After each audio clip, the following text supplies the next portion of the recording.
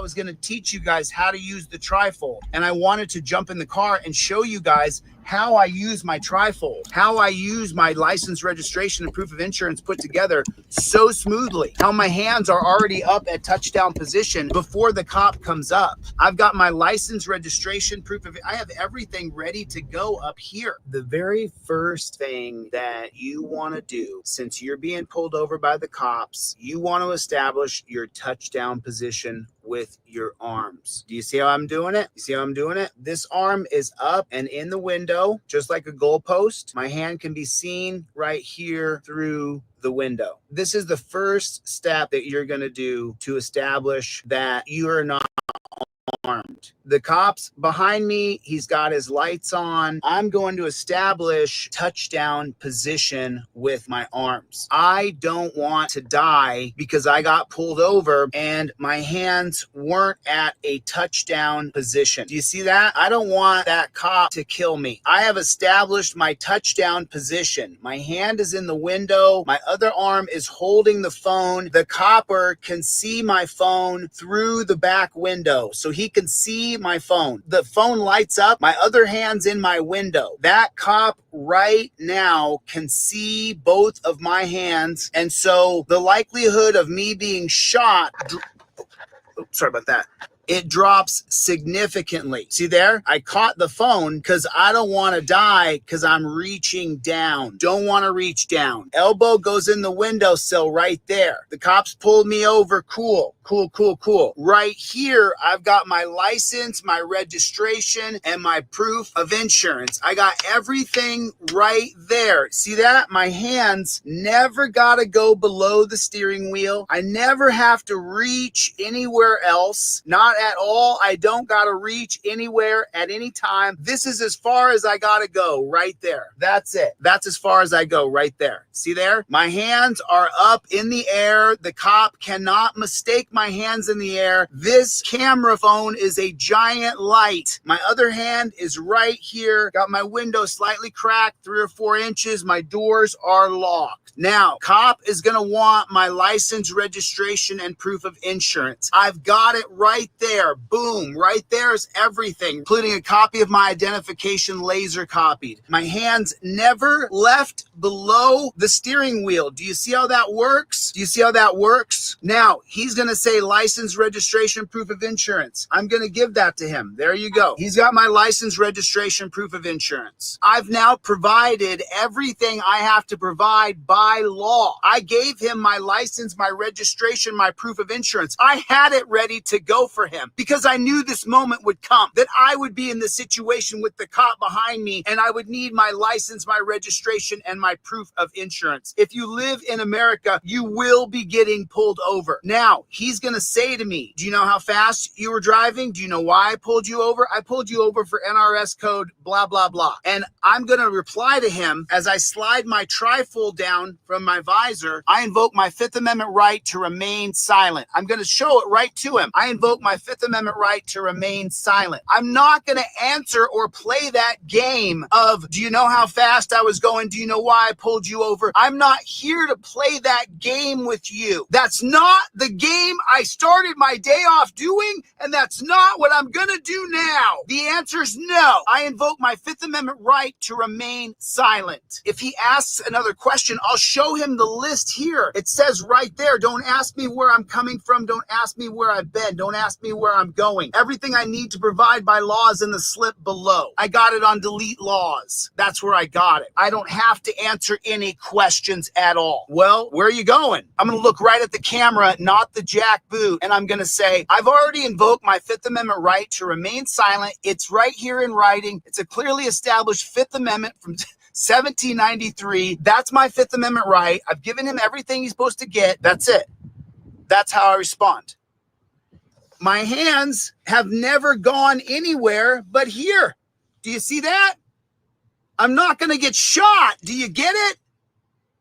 And I got to check that jackboot thug pig who I always have wanted to check, but I didn't really know how to check him just right. By invoking your Fifth Amendment right, he cannot ask you another question. His questioning ability has come to an end. You guys have seen me do it on the DUI stop. When I went through the DUI checkpoint, he said, "Do you have anything to drink tonight?" And I said, "I invoke my Fifth Amendment right to remain silent." And he said, "Have a nice night."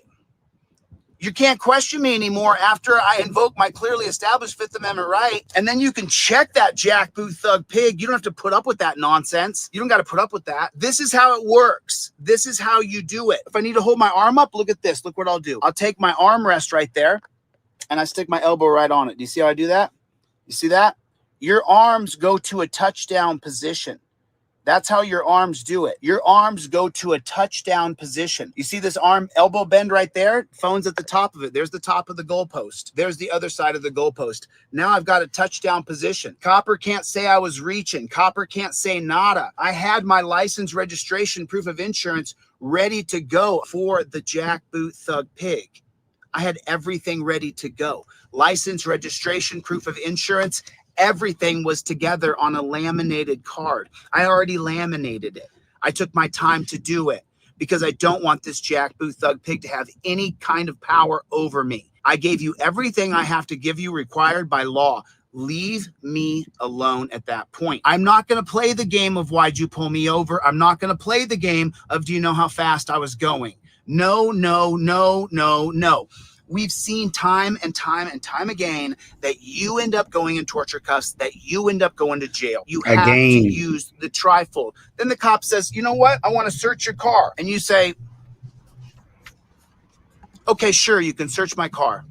And then you get out of the car. And then you turn around and you pull your trifold out and you say, "You know what? I revoke consent. If I can give consent, then I can revoke consent." And I revoke consent. United States versus Williams, 2018, 1991, Florida versus Gemino. Both say that if I can give consent, I can revoke consent. I revoke consent on camera. Now, from the 1914 case of Weeks called the exclusionary rule, he can no longer search. He has to stop searching. Anything he finds after the search, after you revoke consent, is no longer admissible in a court of law. If you have it on camera, doesn't matter what you have in your car after that point. You gave consent. He took your consent, used your consent. You revoked that consent, and then he searched your car anyway. It's now the exclusionary rule. No longer can he use it. Fruit of the Poisonous Tree from 1961, Matt versus Ohio. He shouldn't have asked for consent because you reinstated your Fourth Amendment right. Because if you can give consent, you can revoke consent. You have to have the trifold on you. You have to have it done properly. This is your position. Copper can't say he's scared. Where are you? Look at that. You can see both of my limbs. You can see everything. My hand's up here.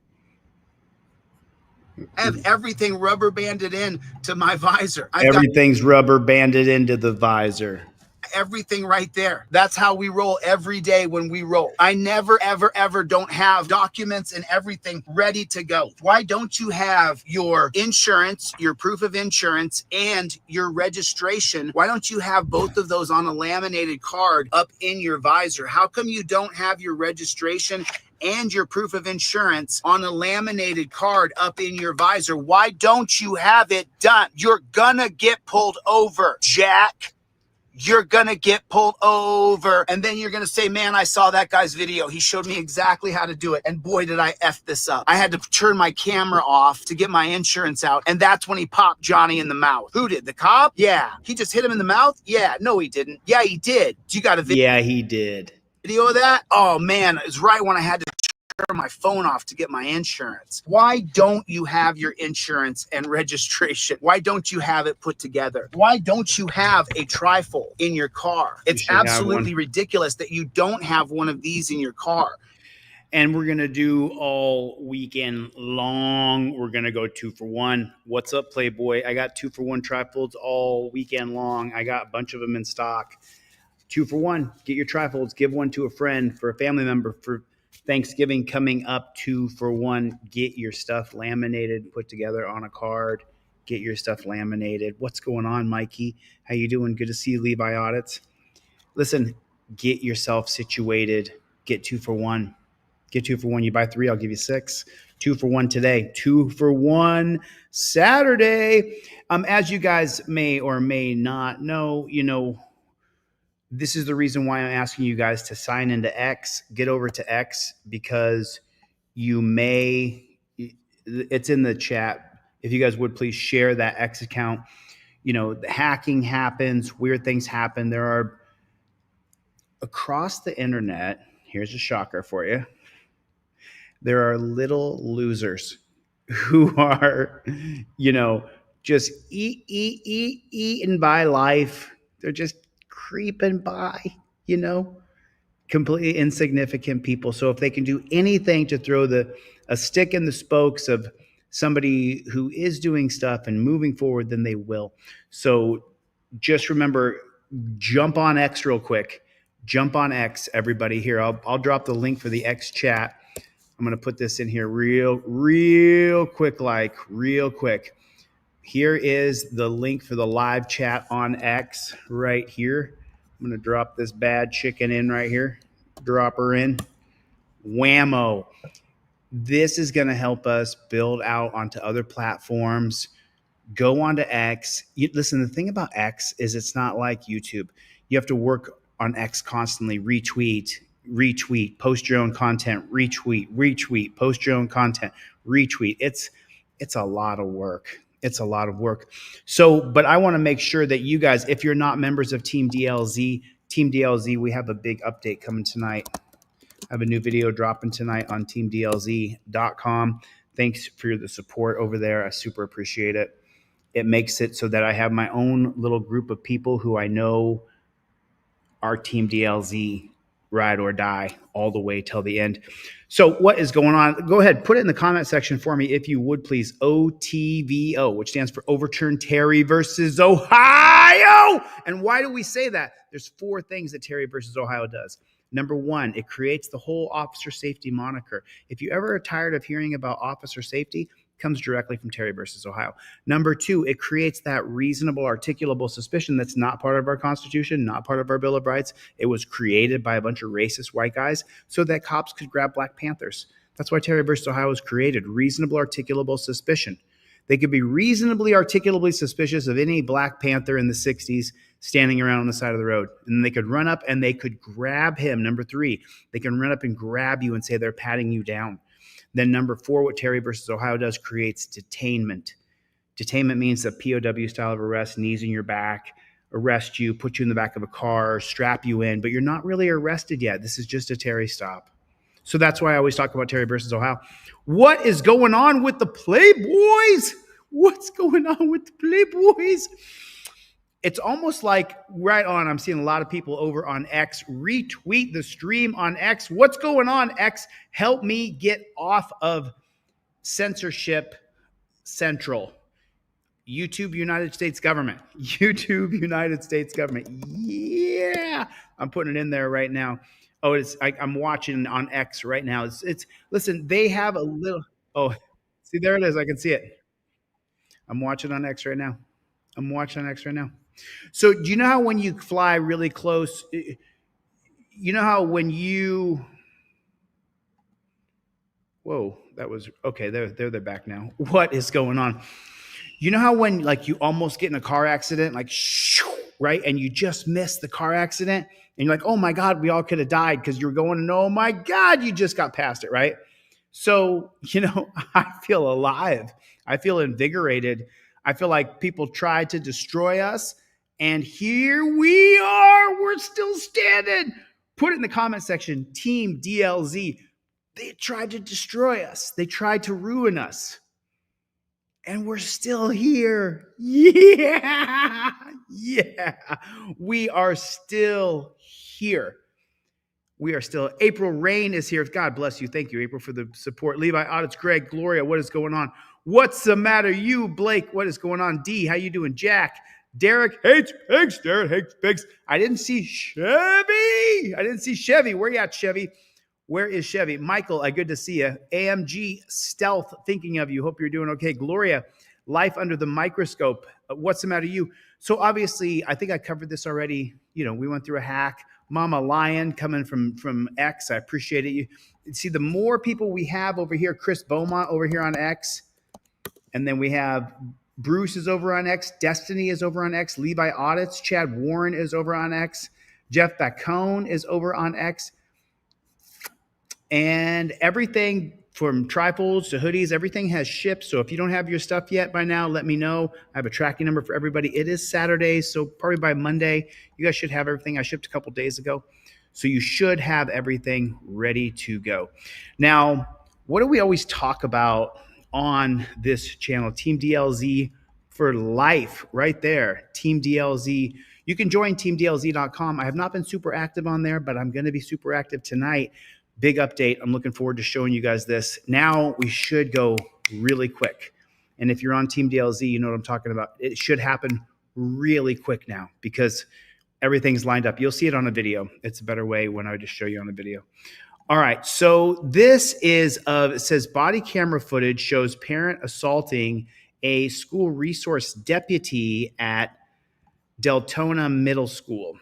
Okay. So a school resource deputy. And so you figure putting a woman in this position with kids, it seems like a fair place you'd put a female copper. A lot of them on this channel are called pigtails.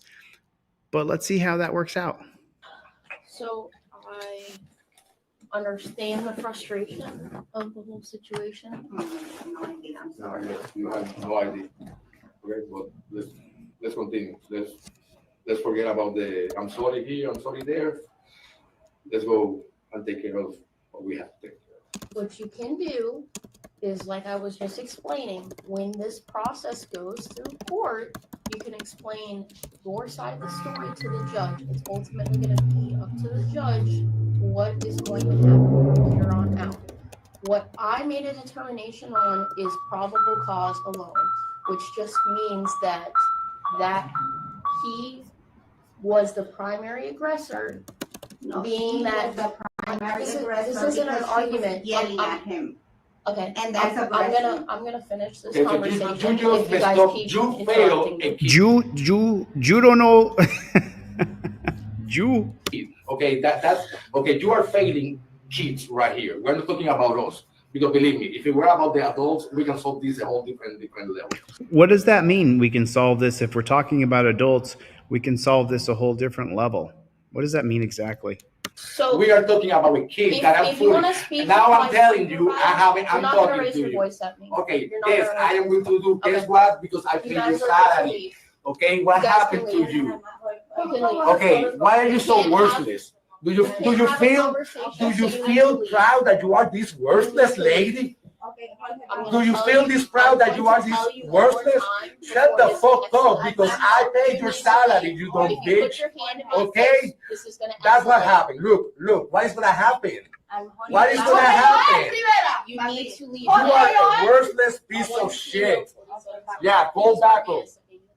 Now, even if you agree with him, this is a reaction video, so I got to jump in. Even if you agree with him that she's a worthless piece of shit, she may be. We don't know. We don't know. She's a school resource officer, so if she's not putting kids in torture cuffs and she's not trying to she's there to send kids to jail, the school to prison pipeline. So she could be a piece of. Again, though, you want to judge everybody based on the quality of their character or the downfall of their character. We don't want to judge her just because she's a school resource officer. Does that mean that she's a bad person? I'm not going to say that. I can't say that. So, but we can judge the content of his character, and he may be upset. That doesn't give him the right, though, to jump up and. Do you Have a feel conversation, do you so feel need to leave. proud that you are this worthless lady? So, there's a lot to unpack here, but the first thing we can unpack is that this guy is taking it a little bit too far here. He became physically confrontational by standing up and he's a big dude. He's not a small person. Okay, I'm Do gonna you tell feel you, this, you dumb if you put bitch? your hand in my Okay? face, this is gonna That's what escalate. happened. Look, what is gonna happen? I'm What is gonna happen? You need to leave. You are a worthless piece of shit. Yeah, go back up. No wonder You need to leave. You need to you're leave. fucking died. You need to leave. Everybody knows I don't support police. I don't support being physically aggressively hostile to a woman at all. You can walk away from her. It's so despicable to see a man treat a woman this way. And this is another reason why I say there shouldn't be women police officers, because it is despicable the way it is human nature, the way a man wants to protect a woman. It's human nature. When I hear her in distress as a man, I want to help her. More than I want to help another guy. I might tell another guy, suck it up, bro. But not a woman. So again, it's a fair argument for women shouldn't be in the field. They just shouldn't be there. There's nothing that we can do, okay? But don't worry. But it's a school. So you think that's, but then I guess you really need a man to be able to stop a man in a school more than any other place if you think it through. We're gonna keep this You high. need to leave. You are. You put your hand in my right face here. one more time. And now the woman, the wife, the wife attacks. The wife attacks. You need to leave. You are. You put your hand in my right face here. one more time. I have a fucking issue. Don't do that.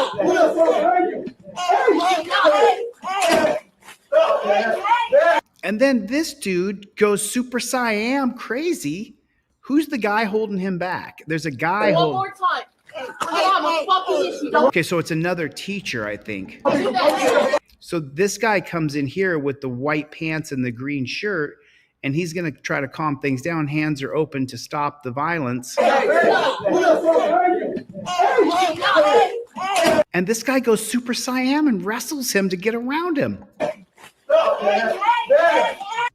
That's a swing right there. He just took a swing at that cop, who's the school resource officer. Okay, now right there, you see that right hook right here, this right hook? Unfortunately, we're on YouTube here at the same time, and you guys are not adult enough to be able to see this, so I can't show the punch, unfortunately. You're not allowed to see the punch. There it is. So he punches her. He punches her in the head right there. You're not allowed to see it. Down she goes like Frasier. Now he's got the taser in his hand, which is considered deadly force in our hands, but less lethal in their hands. Put it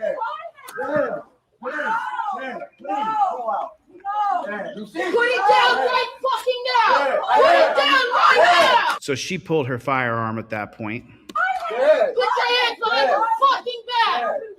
Put your hands behind your fucking back now.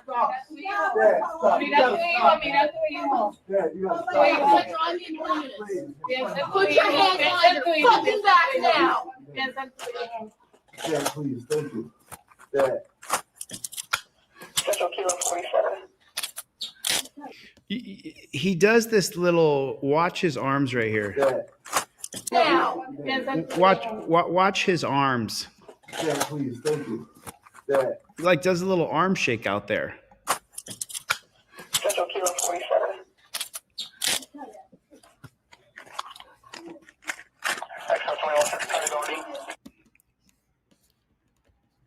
So does she attack right here? Does the wife go to push her away, or does the wife attack? One more time. So she's going to grab her husband, because obviously he beats her and he's a psycho. And then he does something there where he reaches.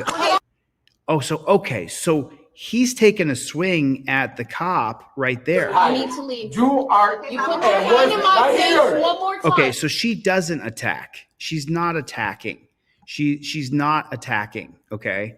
What she's doing is she's trying to keep him away, and okay, so he took a swing around her head right I there. have a fucking issue. Don't do that. Okay, so she's trying to push the officer out of the way from being attacked by the psycho.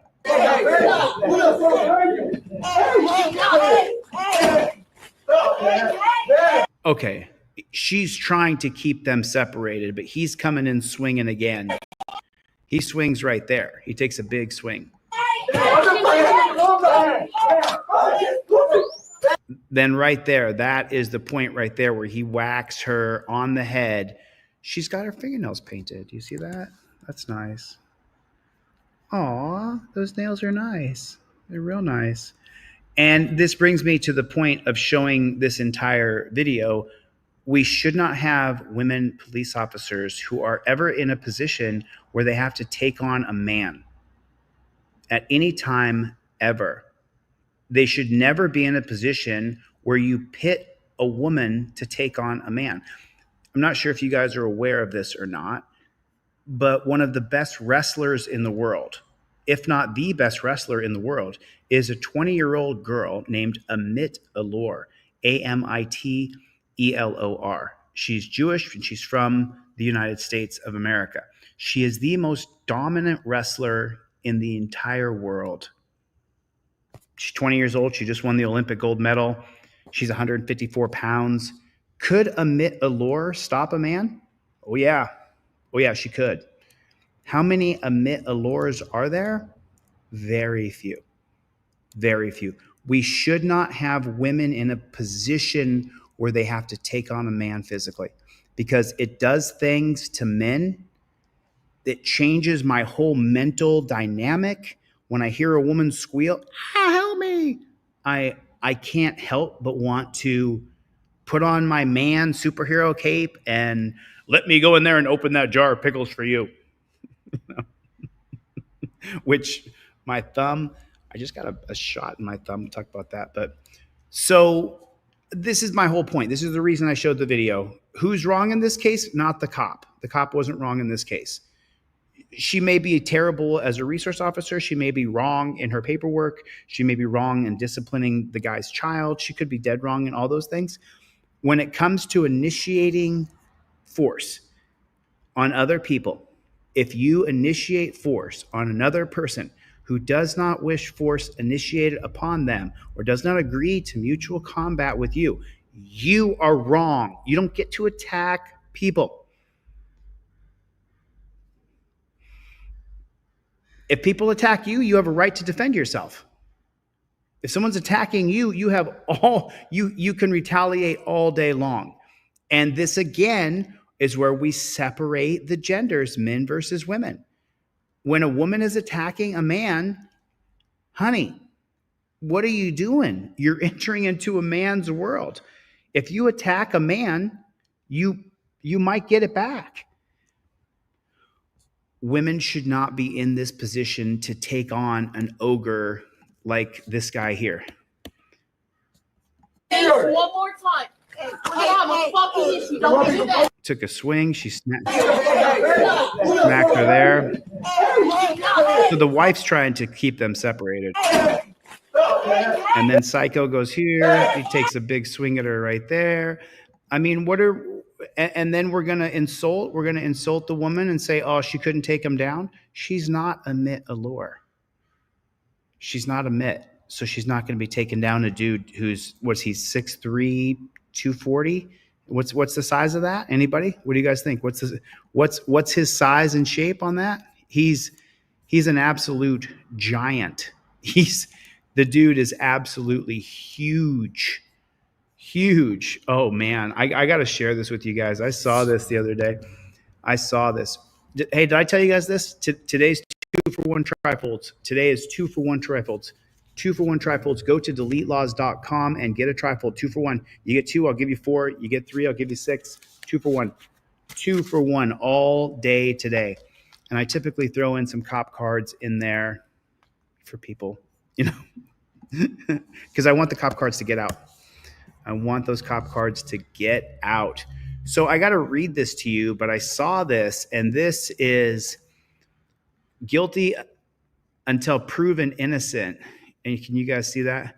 So pre-interrogation, softening up the suspect, interviewed, invite them to the station, might say they don't think they are a suspect, disarm the suspect and reduce his or her resistance, isolate the suspect to pressure them into talking, required by law to give Miranda warnings prior to arrest. Almost all suspects waive their Miranda rights. The interrogation, negative incentives to break down a suspect's defenses, lower his or her resistance, instill fear, despair, and powerlessness. Positive inducement to motivate the suspect to see that an admission is in his or her best interest. Accusations are one of the best, most basic tactics in interrogation. So accuse them of being the criminal. Most powerful tool, fabricated evidence. Make up that you have evidence against them. We found a piece of your shirt there. We found your DNA there. Police sometimes use fabricated evidence in order to get a guilty suspect to confess. Use positive inducements to persuade suspects that they'll benefit from complying and confess. I mean, you're not the bad guys, right? But that's some bad guy stuff right there, isn't it? You coppers want to say, oh, it's not all of us. Don't call us all pigs. We're not all pigs. But this is the memo that you study from, brother. You study this. This is your training. When they say you need more training, there it is right there. Fabricated evidence is the best. You really can get people to admit to things they didn't do when you fabricate evidence and say that you have evidence against them. And this is what you do, brother. This is what you do, brother. If I'm going to go Hulk Hogan on your ass, this is what you do. And then you wonder why you all get painted with a very broad brush of PIG. Put it in the comment section, JBTP. Put it in the comment section, JBTP. I just put it in there, right there. Mama Lion, Jeff Bacone, what is going on? Life Under the Microscope. Good to see you guys, man. I'm over on X, y'all. I'm over reading comments on X right now. So yeah, we'll finish this just because it was already disgusting enough to make you want to vomit. Reading this and saying this is what I'm going to apply to people, and you're not an evil demon. You wrap it around your head for a moment. Your boss comes to you. I don't care what you do for a living. Your boss comes to you and says, hey, listen, here's what I want you to do. Fabricate evidence against one of your colleagues that they stole money, and tell them that you even have the marked money in their wallet. Fabricate evidence against them, and then we're going to tell everybody in the office to agree that they did it. Okay? That's what that means right there. Is that's what you should do. Now I'll finish this bad chicken here.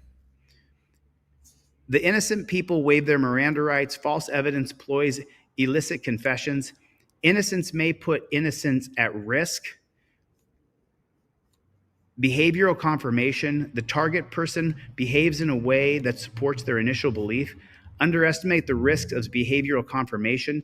Evidence ploys in eliciting confessions. Evidence ploys in eliciting confessions.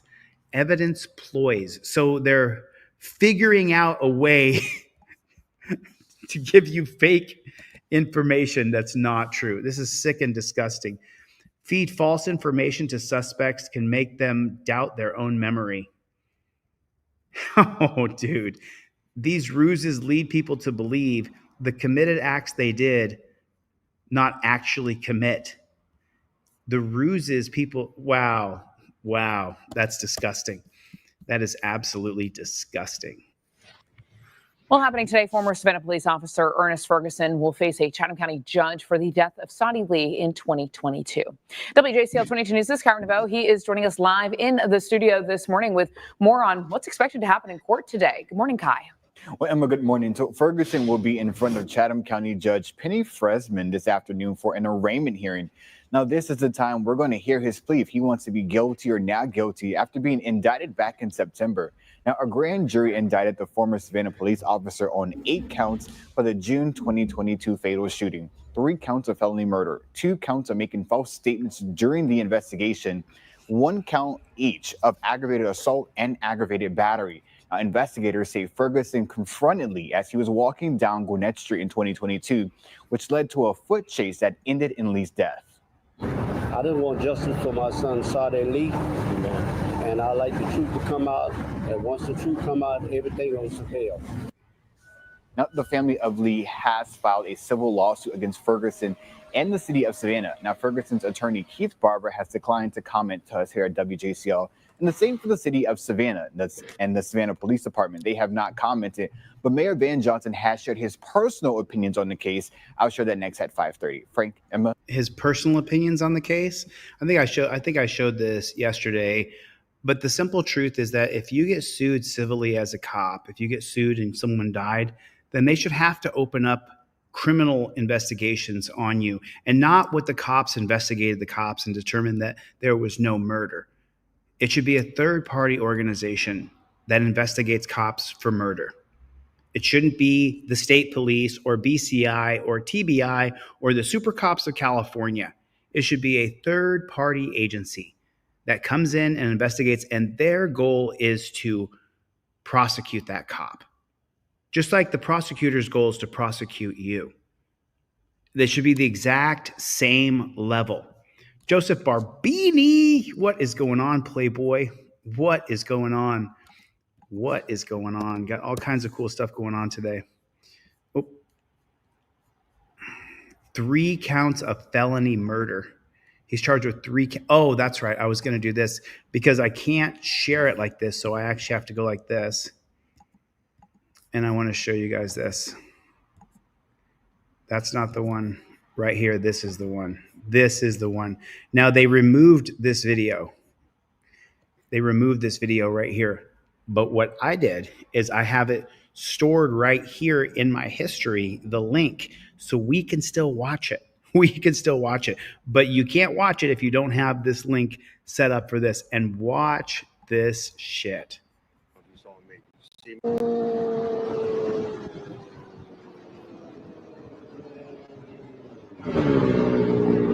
How are you, sir? Were you behind me for a while? Okay, I did not see you. No, I know. I'm No, sorry. you're good. For your protection, mine is being recorded both audio and visual. Okay, sir. So the reason why I'm stopping it, well, first, your speed is what drew my eye to you. We were going opposite directions. I don't know if you saw me. Did you see me? No, I did I not. saw you, though. Are you freaking kidding me? Is this like Attack of the Boners?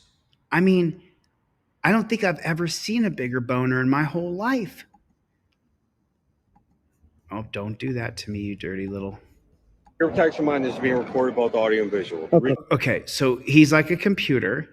sir. So the reason why I'm stopping it, well, first, Well, the reason why I'm stopping you, well, first, your speed is what drew my eye to you. I drew my eye to you, but then when I passed you, I saw you. Did you see me? Because I saw you. I think I know that you saw me see you, right? We were going opposite directions. I don't know if you saw me. Did you see me? No, I did I not. saw you, though. That was the weirdest shit I have ever seen a cop do or say. We were going opposite directions. I don't know if you saw me. Did you see me? No, I did I not. saw you, though. All right, so you were Okay, bro. Glad you saw me, dude. rolling from Sudley at that light at Sudley. You were in the left lane and you were rolling. I never actually got a speed on you, So then you have no proof I was speeding. All right. but when I flipped on you, because I'll be honest, is that thing recording? I'm not sure. If it's blinking, yes. No. I've been riding for, yeah. Yes, it is blinking. Okay, then yeah. All right. But if I was, I'm sorry. I No, I never got a speed on you. Okay, I was not paying it. I don't. No, Okay, I I didn't don't- think I was. No, but, no, I don't care. Because I know this area well, and I know it's more Yeah. like calm, civil, and I don't. Yeah, but I do. Nice bike.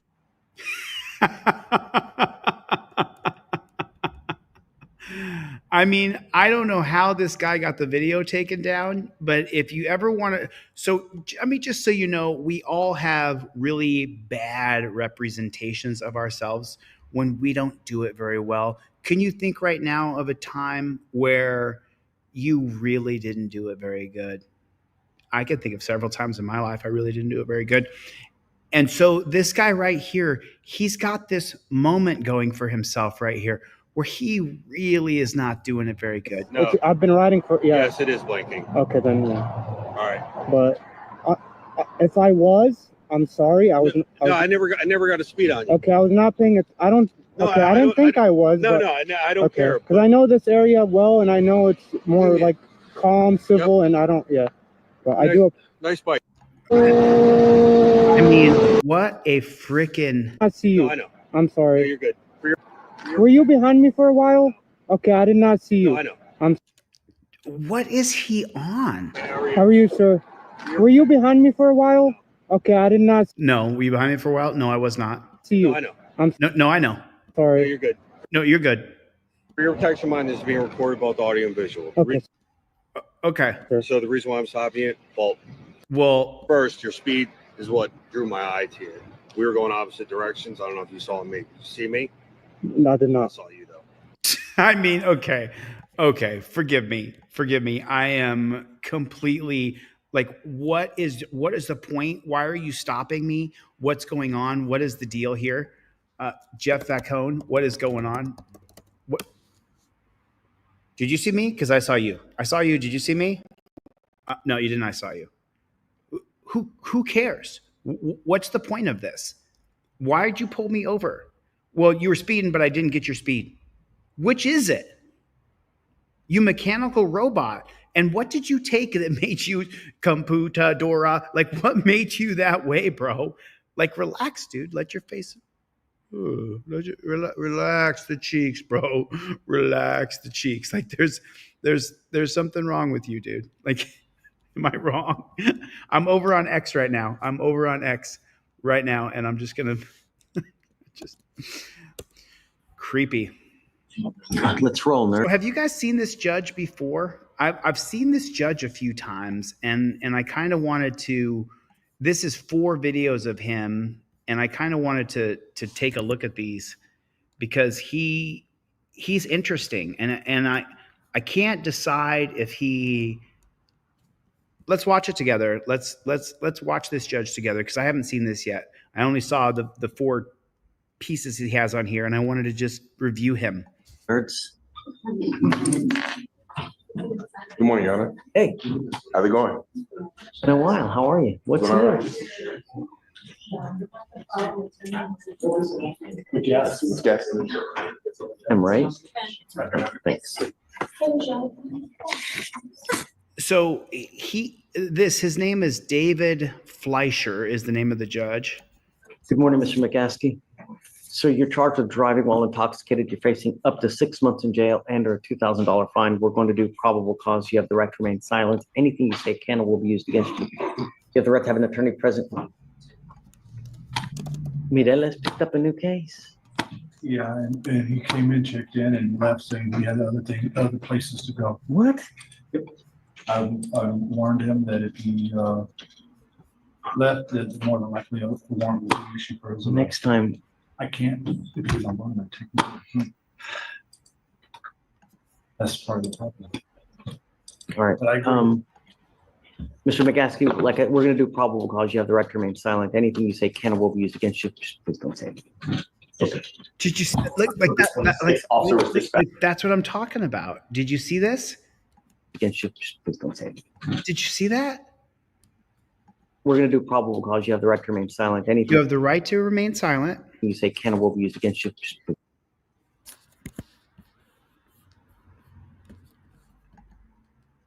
Mr. McGaskey, we're going to do probable cause. You have the right to remain silent. Anything you say can or will be used against you. Just please don't say anything. Okay. Just please don't say anything. Like, the judge is giving legal advice from the bench. Use your Fifth Amendment right and don't say anything. October 26th, officer was dispatched to a major crash in Harris County, Texas. Upon arrival, the officer observed the defendant sitting in the driver's seat of his motor vehicle with his keys in his lap and with an odor of an alcoholic beverage. The defendant stated he drank prior to driving. Standard field sobriety tests were performed. HGN 4 out of 6, walk and turn 4 out of 8, one leg stand 3 out of 4. The DIC was read and the defendant consented to breath, but the defendant was unable to do the test. A blood warrant was then signed and executed. It was really quick. So where was he? That's really funny. Judge Pee Wee Herman. He does look like Pee Wee Herman with the bow tie and the whole thing. He looks like him. It was a major crash in Harris County, Texas, specifically on 2201 Southwest Freeway. Okay, and then what? The officer arrived and he was in his driver's seat, and the officer observed his keys in his lap, and then he observed an odor of alcoholic beverage. Just an odor. Anything else? And then the defendant made a statement that he drank prior to driving. Yeah. And that's it. Leads you to believe that he's drunk. We have an accident, I get it, but there's just an odor of alcohol. There's nothing, no slurred speech, no bloodshot eyes, just an odor. Yes, sir. All that was written was the odor was observed, and then the statement made about him drinking. McCaskey, I have an accident. All I have is an odor of alcohol. What can you, other than the accident, what can you lead me to believe that he's drunk or intoxicated? What? This is the reason why I wanted to watch this with y'all, because what? So, and this is a real judge who's saying this, that just because there's the smell of alcohol doesn't mean that he was necessarily drunk driving, and he surreal to me. The defendant stated he drank prior to driving. We don't know how many, we don't know how much, we don't know when it was happened. Well, Judge, I don't think that's necessary to provide probable cause for the case. He's admitting to drinking, he's got odor of alcohol in the breath, and the accident itself is evidence of intoxication, Judge. All of that, in our opinion, is enough for probable cause. I don't think so. Wow. Usually there's a lot more than just that. An odor. Wow. Who's put a 1 in the chat if that is mind-blowing? We don't have anything else. I don't know when, I don't know how many, I don't know how strong it is, just an odor. Not every case has extrapolation or admissions of how many, Judge. I understand this. I understand, Michael, but I need just a little bit more than just an odor in an accident. An admission to drinking, Judge? Okay, we don't know when. The officer can't do any more questions than that. Okay, when did you do it? How many did you have? Did you have anything to eat? Understood. Yeah, all right, no, I'm gonna find no probable cause, Mr. McGaskey. It's very possible if they take it to a grand jury and indict it, but so I would be on the lookout, number one. Number two, you know how many accidents and death we have every day due to alcohol and getting into a car? I'm gonna find no probable cause. Just take a seat for a moment. What the hell are we looking at here? What the hell did you just see? Did you guys just see that? The defendant said that he drank. The cop said that he smelled alcohol on the scene of the accident. And then the judge says there's no probable cause. I've never seen anything like that. I've never seen that before. Thank you, Mr. Up to 6 months in jail. And all right, Ms. Rodriguez, you're charged with driving while intoxicated. You're facing up to 6 months in jail and or a $2,000 fine. We're going to do probable cause. You have the right to remain silent. Anything you say can or will be used against you. You have the right to have an attorney present. If you cannot afford one, one will be appointed to you. Yes, Judge. Okay. The officer initiated a traffic stop after observing the defendant's vehicle traveling 94 miles per hour in a 65 mile per hour zone. The officer observed an odor of an alcoholic beverage, and the defendant admitted to the officer that she had 2 drinks. Standard field sobriety tests were conducted. HGN 4 out of 6, walk and turn 5 out of 8, one leg stand 2 out of 4. The DIC was read and breath was refused. A blood search warrant was signed and executed. So let me do the numbers again so you guys can hear this yourself. The cops are the ones who give a rating. The police are the ones who will give a rating on how efficiently that person performed the test or didn't, which, by the way, never do field sobriety tests. Conducted. HGN 4 out of 6, walk 4 out of 6. And turn 5 out of 8. 5 out of 8 on walk and turn. One leg stand 2 out of 4. 2 out of 4 on the one leg stand. Just so you guys know, I've had 3 knee reconstructions. I don't think I could do the one-legged stand stone cold sober. The DIC was read and breath was refused. The DIC was read. A search warrant was signed and executed. She admitted to having 2 drinks. She did very poorly on all those tests. And let's see what this judge is going to say about that. We're climbing on X. We're almost 300 people on X. Keep on going to X and retweeting. Thanks. Felt like that was really fast. So the stop was for speeding. For speeding, yes. Then, And then after that, they had an odor of an alcoholic beverage, and she made an admission that she drank two beverages. just an odor and admission of 2 beers. Any other indication of intoxication? I mean, slurred speech, bloodshot eyes. While the SFSTs were, this is for the DIMS, while the SFSTs were being conducted, she was not understanding, like the officer had to explain, I think at least 4 times, the instructions for the walk-in turn, the one-leg stand. He also noticed that I think she took off her boots for the one-leg stand. She was stumbling when she was taking them off. So there were other signs that the officer. That's what I want. I mean, just an odor, not even a strong odor at that, you know? And then you just have an admission of 2 beers. You don't know what time. Was it over a 12-hour span? You know, there's no accent here. There's no, is she a Spanish speaker? I believe so, Your Honor. I don't see any indication of that.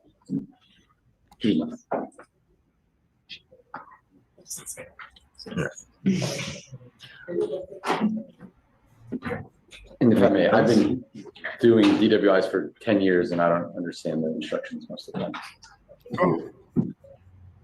So the defense attorney just real quick pops in. I've been being a defense attorney for 10 years and I don't understand the instructions half the time, to a judge who's already cynical that everybody's drunk driving. As far as I can tell, the officer also just demonstrated it to her. I mean, which is per, you know, But the procedure for right, I SFSTs. get the SFSTs, but I mean, to even get to the SFSTs, right? You have to show something that there's some indicia of intoxication. Here, all we have is an odor and admission of 2 beers. That's not enough.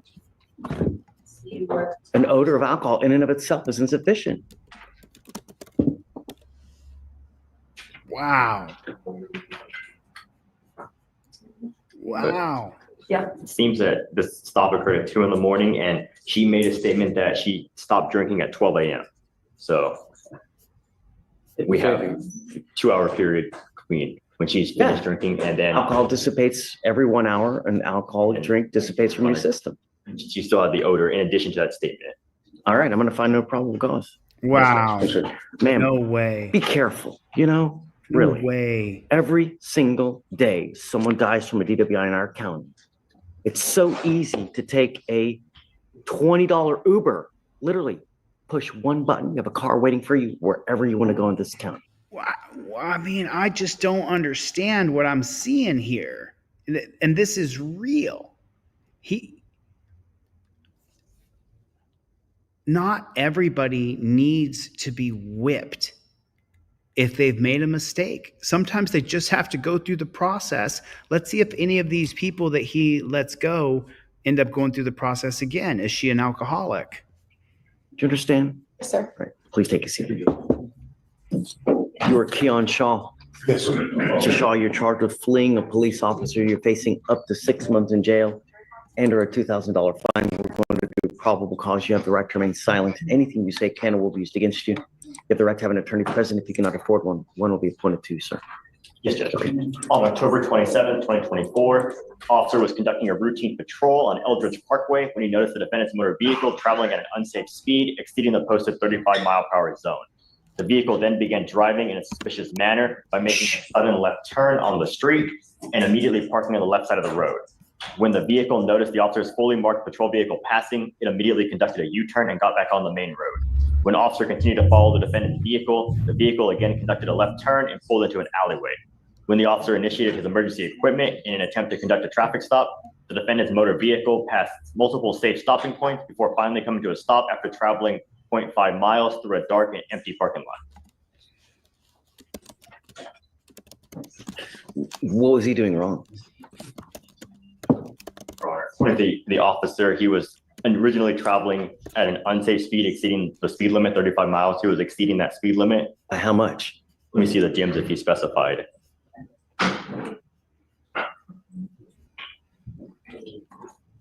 Your Honor, he did not specify. It was just an unsafe speed exceeding the limit. And then nothing's unsafe to me. And then he began driving, according to the officer, in a suspicious manner, making sudden turns and then stopping on the side of the road and then getting back on the road once the officer passed.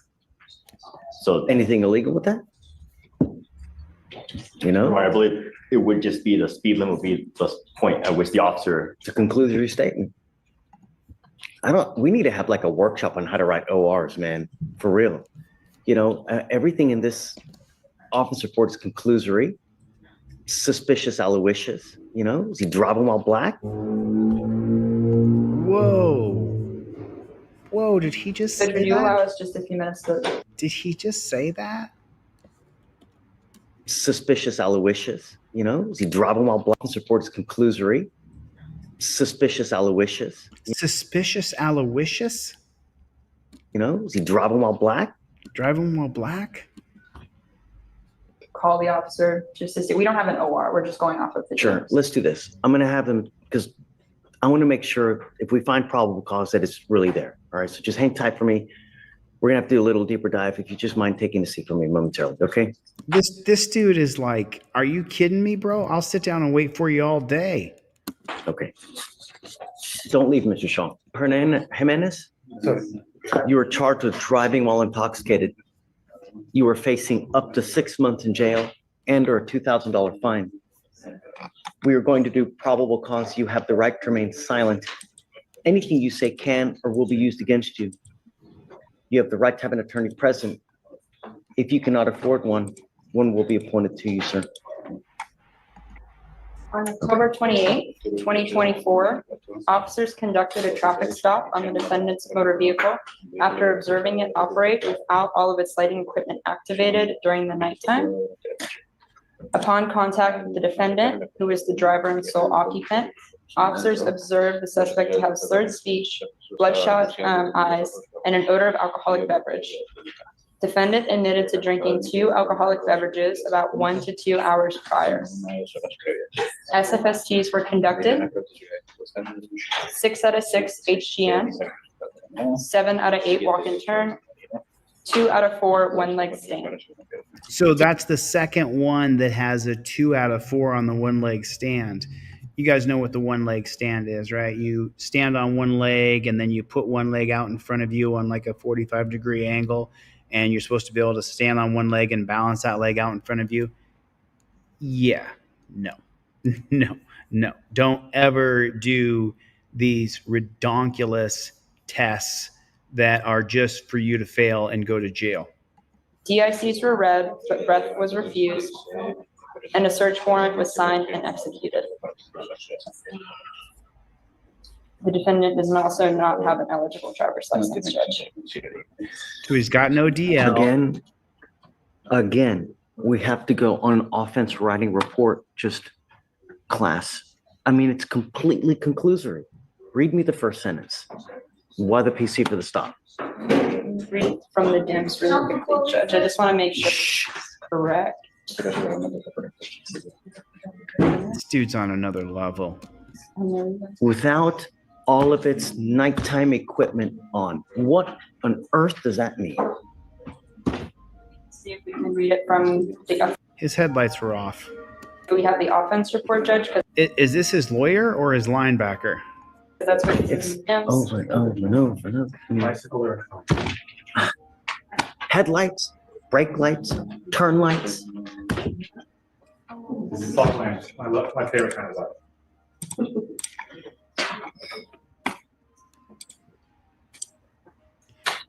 Yeah. It's surreal, isn't it? I'm just seeing in the offense report, Judge, that driving without lights activated during nighttime. Better. So you're saying he was driving at night without headlights? Is that? That's what I believe this offense report is stating. It doesn't specify which lights, unfortunately. I mean,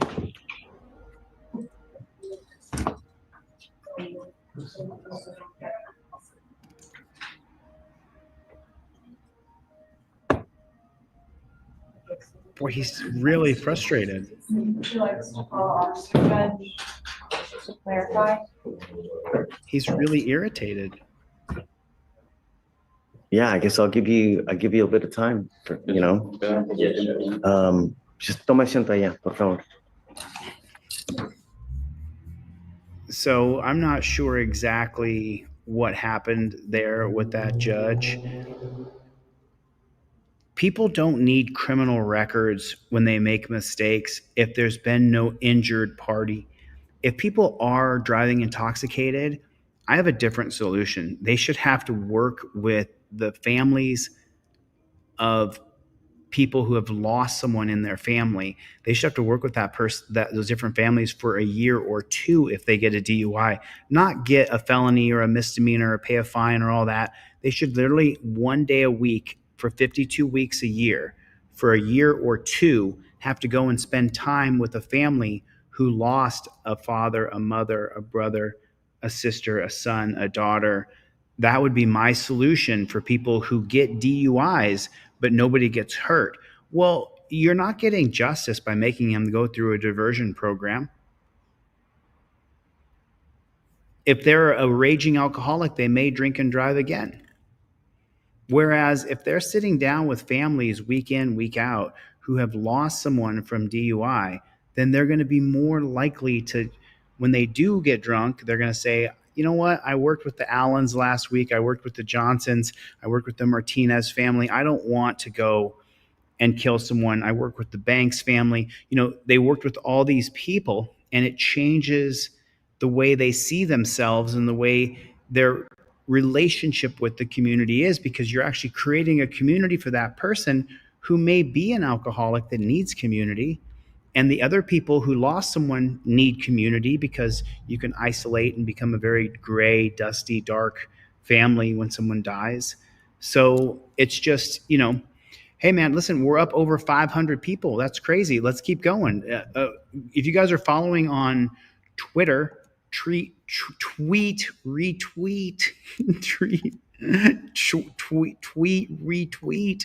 Here is the link for X. I will copy this bad chicken and I will put it in the chat down here. I'm watching on the X chat right now because I want to grow X, because we were just milliseconds away from getting this whole account deleted yesterday, because losers are losers. There's just so many of them. So this one says, an animal control officer shot and killed a pet dog in Massachusetts after mistaking it for a coyote or a wolf. Oh, really? Is that right? You think he accidentally did that? I don't know about that.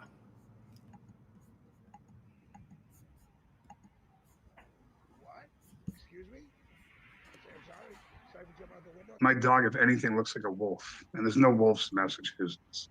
He was just cute and he loved everybody. I've never seen him bare his teeth once. I take food out of his mouth. He sleeps in my room every night. He never growled at a dog, let alone a person. He just loved playing. That's all it was. And not aggressively. He just, would run around and do zooming like dogs do, when they're happy. A lady and her friend were doing yard work in the backyard, and he responded there because they had reported a coyote in the backyard with them. It frightened them, scared them, so he responded. When he got there, he spoke to them. They indicated that the coyote went in the woods. He had then entered the woods, looked for the coyote, did not find. Does not look like a coyote. I'm from Alaska. That's not what a coyote looks like. Find the coyote, but while he was in the woods, he heard a scream from the lady he spoke to. So when he exited the woods, he saw what he thought was the coyote. And he went over there and claims that my dog was aggressively charging him, showing his teeth, growling, and his fur standing up. They were clearly pointing at it. That's the coyote. He took a position. The coyote then head down, nose down, hair up, started walking. Listen to that word salad bullshit, and look how cute that little dog was. The coyote then head down, nose down, hair up.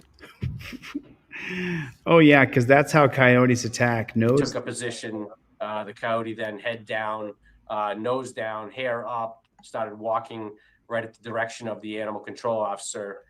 He attempted to, get the dog to, I should say the coyote at the time, to, scare it away. Hey. And then when it got within 10 yards, he shot and killed it. And then upon approaching it, learned that it had a collar on, a shock collar and a flea collar. So obviously that's when he said, "Oh, geez, Oh, geez. Oh, geez. Is that what he said? this is a dog." Oh, really? This is a dog. That's what he said, huh? What a load of shit. What an absolute, complete, and total load of shit. You are a psycho cop. You wanted to kill the dog. The cops in this country kill 10,000 dogs every year. They killed a bunch of dogs today. You are one of the psycho cops who we all should now know who you are and mark you so we know who the danger is and where the danger comes from.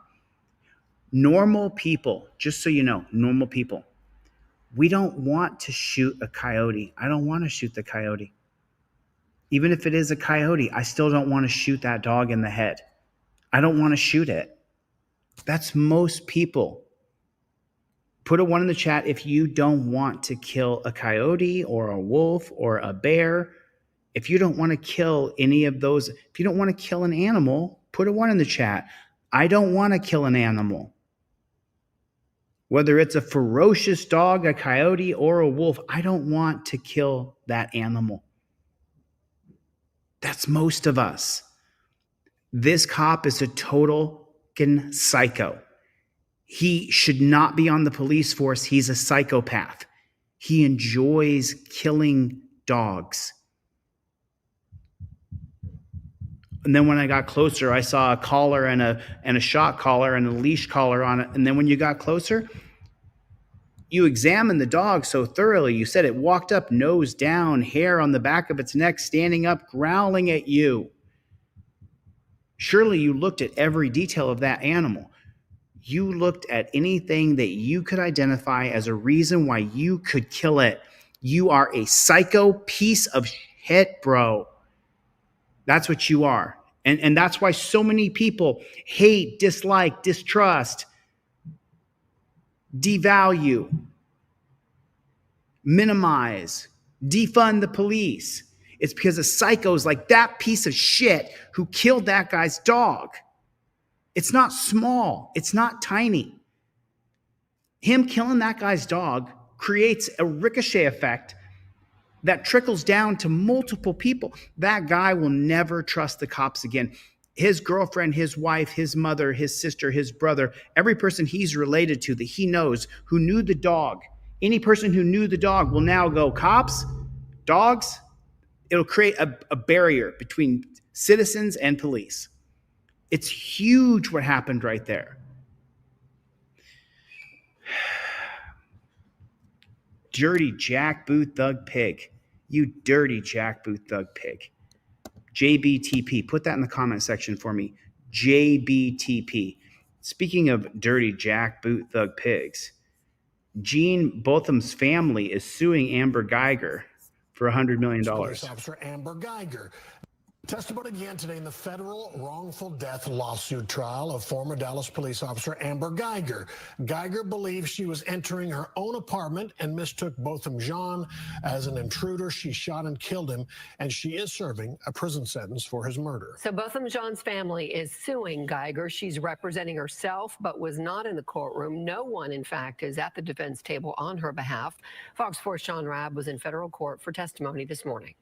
Body camera video from officers in Botham Jean's apartment gripped the courtroom, including jurors, with ebbing emotion as they watched other police officers try and save his life. It's hard for us as attorneys to watch these videos, to see a young man who had the entire world before him taking his last breath. So we can imagine how hard it is for the jury. We've had the opportunity to see these videos a couple of times, but for the jurors, this is their very first time. Those jurors saw Botham Jean in death and in life. Videos and pictures played in court as Washington and a group of attorneys from the Ben Crump National Civil Rights Law Firm introduced the 26-year-old to the 12 jurors and 2 alternates. September 6, 2018, just off-duty Dallas police officer Amber Geiger went to Botham Jean's 4th-floor apartment at Southside Flats, where she also lived, thinking it was her 3rd-floor apartment. She mistook John for an intruder, shot and killed him, and now serves a 10-year prison sentence for murder. I mean, that's a great big assumption right here by the state-run media reporter. Oh, this is Fox? I have to jump in and stop it. I'm sorry about that. She mistook John for an intruder, shot and killed him. No, so this is a reaction video, and with Fox News, if I don't jump in and break apart the video and talk for a couple seconds in between, then Fox News will copyright strike you. It's unbelievable. But that's a big stretch to say that she shot the man because she thought he was an intruder. She was found guilty of killing him. So what her motivation was, you can speculate that all you want. But from over here in the reality-based seats, they had an ongoing beef. She wasn't on the floor where she lives. She went up to the second floor where he lives. And then she killed him in his living room.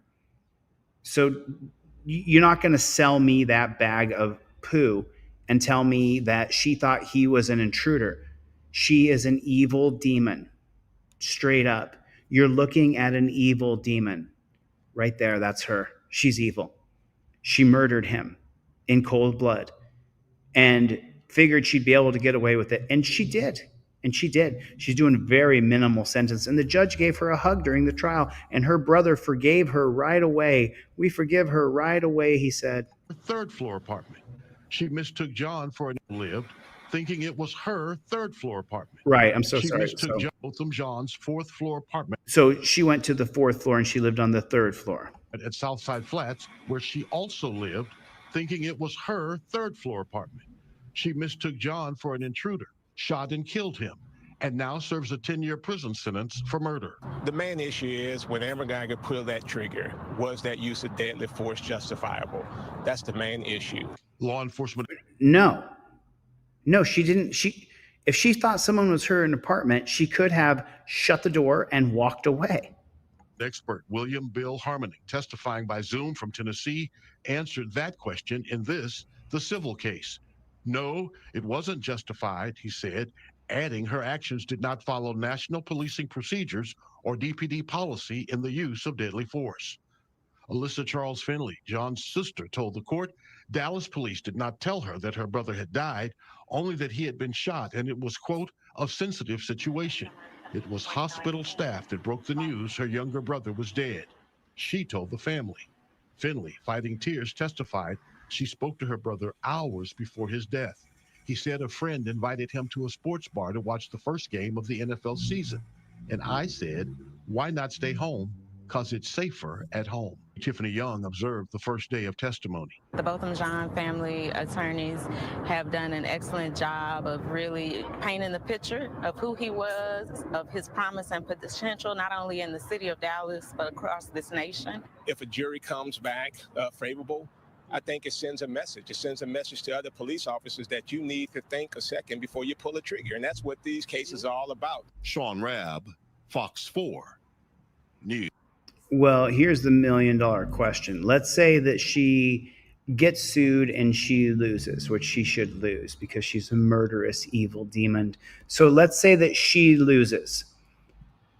Is there some organization, the Fraternal Order of Police or the Dallas Badge Bunnies Club or whatever organization it is, are they going to swoop in and pay a big lump sum of money to Jean Botham's family? Is that what's going to happen here? Or is she going to have her wages garnished no matter where she goes for the rest of her life? Is she going to have to live with her parents in her parents' basement because then she doesn't have the ability to be free to run around and kill people because she's going to be so limited in resources?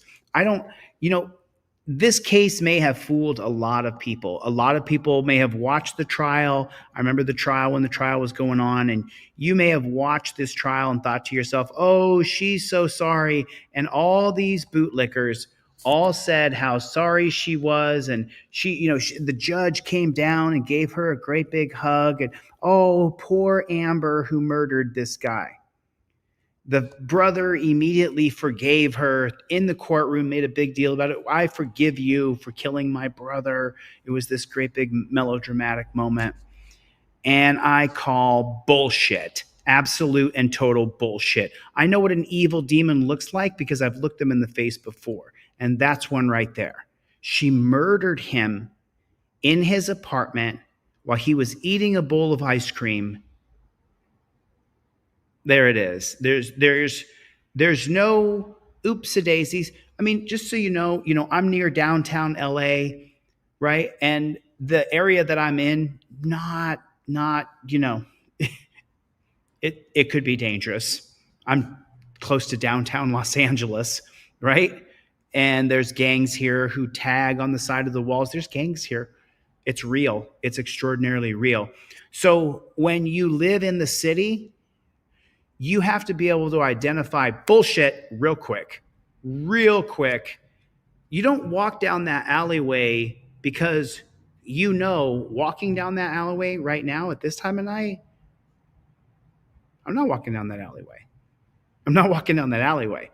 You have to learn how to decipher what is good for you and what is bad for you in a city. You'll be approached by strangers. Hey, I just need some gas to get home. All this weird things people do in the city. Well, when you've seen it enough, you go, well, I know what bullshit looks and smells like. Smells like bullshit to me. This woman smells like absolute, complete, and total bullshit. Amber Guyger is a murderous demon, and God can forgive her because I don't have the ability. I'm a human being. I don't walk around bearing a cross for her, but at the same time, F her. And this is what I was asking the other day. If Amber Guyger accidentally got shanked in that prison by one of the other inmates, would you feel bad at all? Would you feel bad? If another inmate offed Amber Guyger, would you feel bad at all whatsoever? Would you feel bad? Would you feel like, aw, poor Amber, kill that dude. She was going to turn her life around when she got out.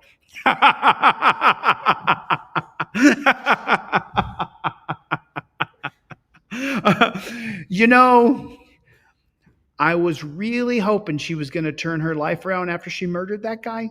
You know what I'm saying? After she murdered that guy in his living room, I was pretty sure she was going to turn things around after that. Would you feel bad? I just want to know, am I the only one? Because I don't have like any sympathy, or I used to, before I became known on the internet, I used to have a lot of sympathy and empathy for my enemies and feel bad for them. And they're such a lost soul and poor them. They're just so full of hatred and anger. And now,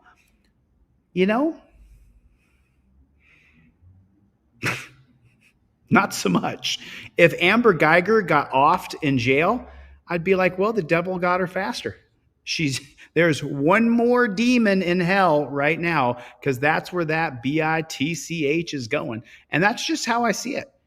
That's how I see it. Remember, I went to a dungeon. Remember this? Who remembers me going to jail? Put a one in the chat. Right. I agree with you. It is Christ-like to forgive folks. I was raised Catholic. I was an altar boy. It is Christ-like to forgive. I forgive Amber. I just don't feel any sort of like if I hope God, if you guys are with the old man in the sky who's looking down, and he knows everything you see and do, and he doesn't want you to do the one thing that's the most nasty, disgusting, evil thing ever, and you save that for the one you love the most, and you marry that person, and then you can do that thing. So, if you believe there's an invisible man in the sky watching everything you do and everything you say, and he's got a big, long gray beard, and he's got 2 tablets of 10 things he does not want you to do. This is George Carlin's routine, right? Well, if it's Christ-like to forgive folks, I forgive Amber. I'm not walking around like, grr, I'm mad at her.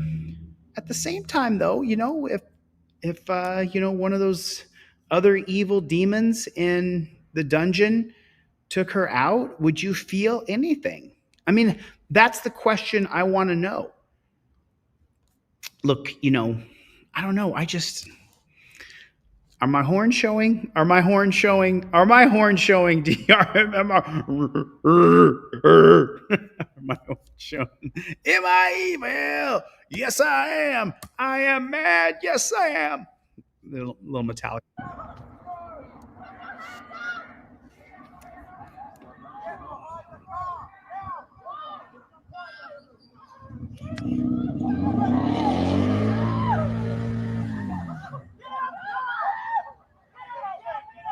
So you see all the cops there screaming, "Get out of the car!" They all got their guns. Get out of the car. The guy in the car has a rifle.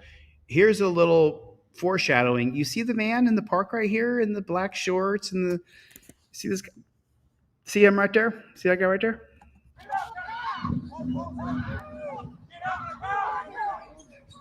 Now, all those cops are behind their cars hiding with their firearms that they have.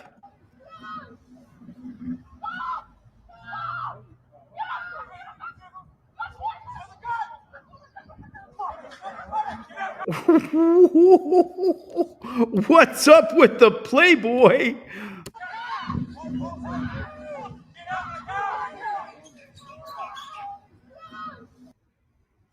Did Playboy just run up? Did Playboy just run up, reach in the car, take the long rifle away from the guy, and then throw it in the ditch? Is that what just happened? Did you guys see that? That is unbelievable to me. Let me see.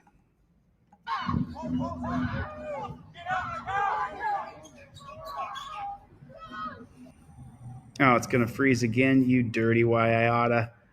Yeah, it's you dirt. Let me refresh this bad chicken real quick. And this says, man with balls made of steel grabs a firearm off a suspect at the 24-second mark. So did you see that? This guy's crawling on. See, there's the same guy right there. He's crawling along on the grass. So, oh, he's following the commands of the cops who are all screaming, "Lay down and put your hands up."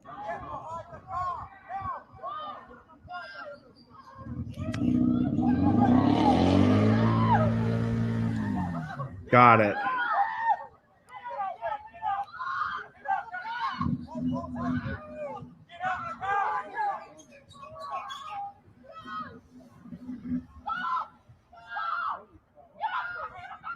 Takes the guy's gun away.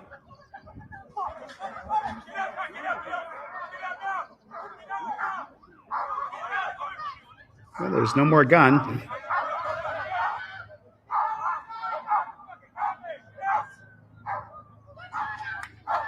Oh, look at that.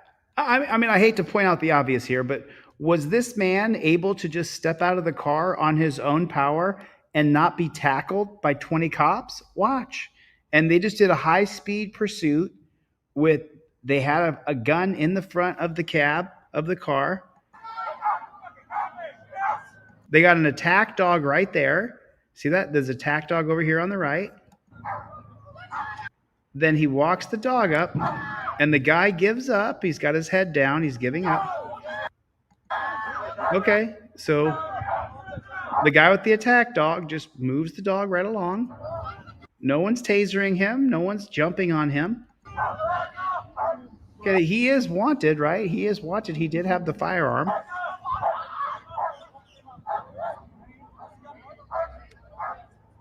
So they grab that guy. Okay.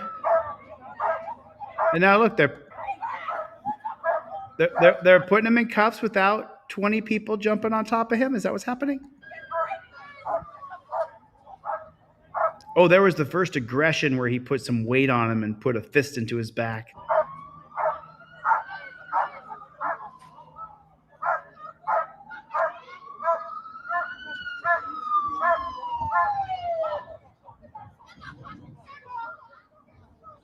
They got the guy off the ground and he's in cuffs.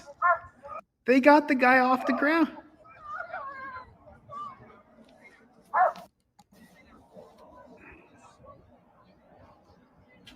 Where's the guy? Show us where he went.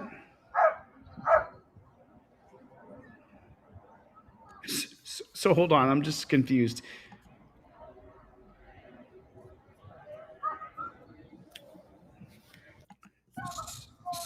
So wait a second. You mean to tell me that you can put a guy in handcuffs who is dangerous, that had that gun? We saw that. You don't need to attack him. And then I want you to notice something. None of the cops are all screaming, lay on your belly, lay on your belly, get on your belly right now, get on your belly, get on your belly, get on your belly, get on your belly, get on your belly right now. Watch. There's no screaming like that at all whatsoever.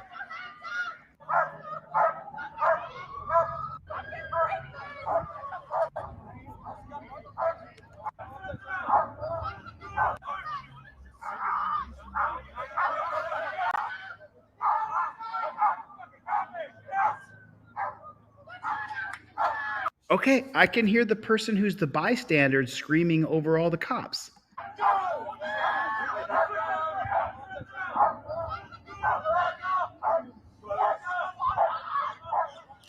But you don't hear all 10 cops screaming, get on your belly.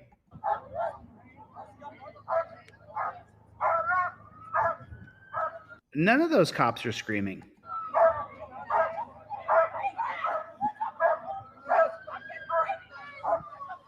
There's the aggression right there where he kind of puts a little weight down on him. There's the first aggression.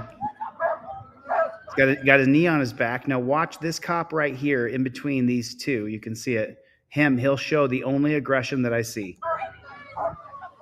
There it was. He dropped his knee down to the back of his head and put a fist in his back to push him down further.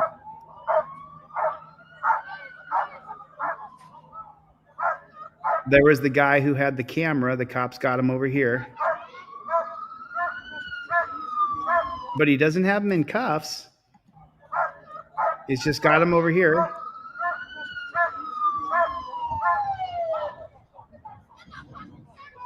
There's no screaming. You can hear the guy who's been cuffed up kind of, "Rawr!"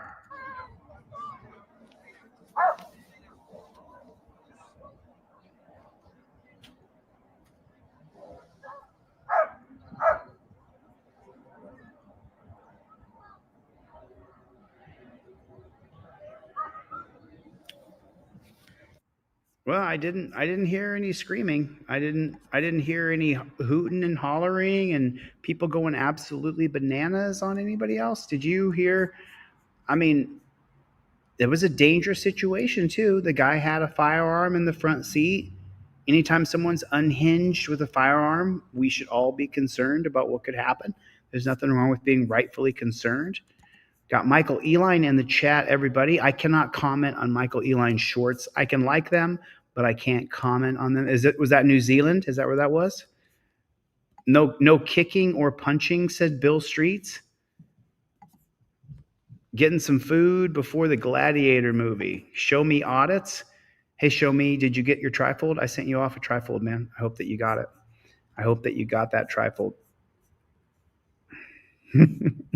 I got a headline for you, but I don't have, just to kind of summarize the video that we just watched, what I noticed here was that the police were much more self-controlled. There wasn't like the one cop who wanted to be the hero screaming. The cop who had the canine dog kept the dog securely between his legs. The dog wasn't out of control trying to get out of his arms, and he moved it right along. The guy got out. Nobody attacked him. He was allowed to just get out of the car, and then he got on his knees. He had given up.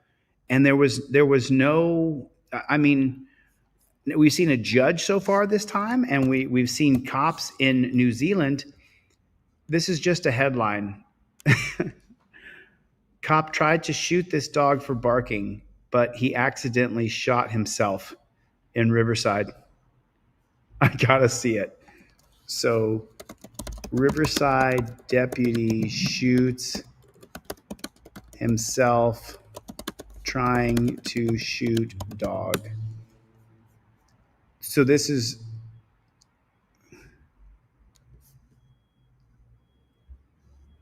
are all 2014. This is the only one that says Riverside on it. Was hospitalized Wednesday after accidentally shooting himself in the leg when a large dog approached him at a Riverside home. He shot himself. The deputy, who's not been named, feared for his safety and pulled out his gun, but ended up shooting himself in the process. The deputy was hospitalized with non-life-threatening injuries. He was not bitten. KCAL's Tom Waits reports the dog was not hit or injured, and police will not be taking any further action against the dog or its owner. Of course not. Of course, my brother.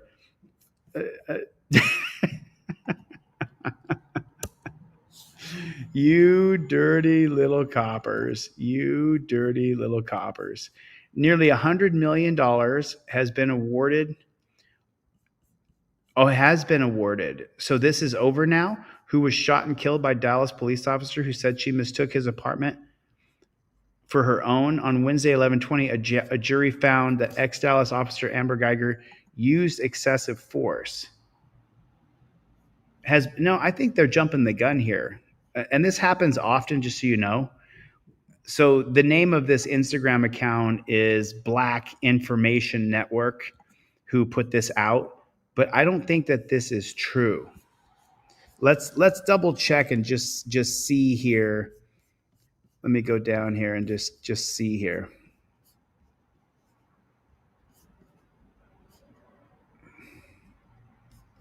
Glow pull up on you and do you like Bruce Lee with the nigga with like Mr. Roper. Finish your double, bro. This leg has to come up and you have to turn the corner to finish your double. This leg stays on the ground, you're not going to finish your double. This leg can stay, but this leg has to come up.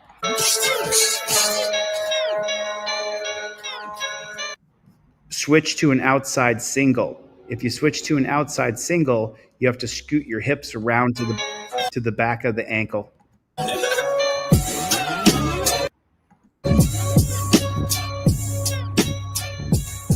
No, that's not going to work. Okay.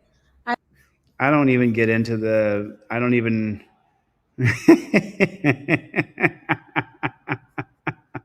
Look at this dude over here. He's the size of a wall. He literally is a wall compared to everybody else. He's 3 times the size of everybody else.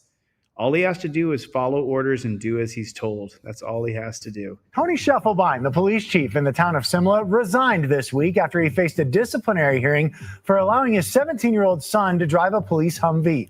Police and court documents show on August 20th, police in Parker stopped a black 2009 Humvee registered to the town of Simla. Parker is 70 miles away from Simla.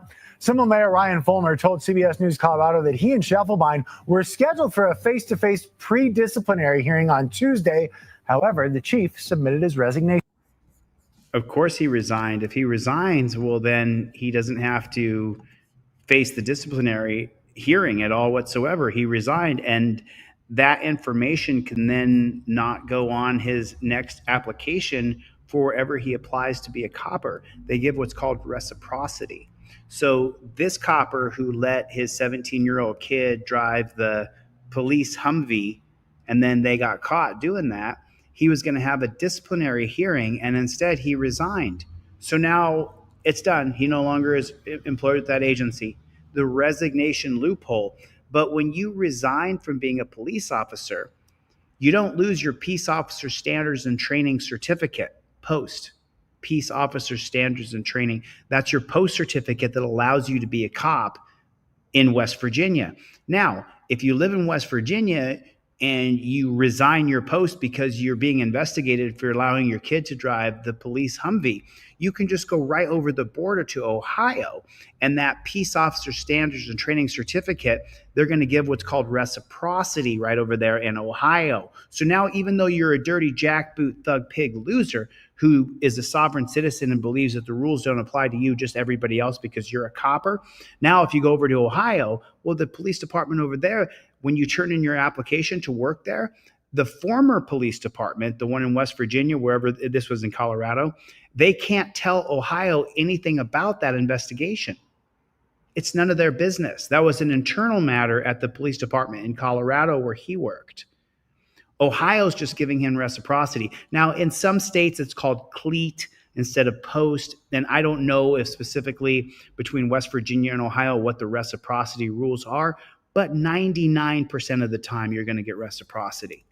You can even lose your peace officer standards certificate in one state and go to another state and apply to get a peace officer standards and training certificate. So if you're working in Washington as a PIG and then you lose your peace officer standing and training certificate, you can go down to Oregon and apply down there.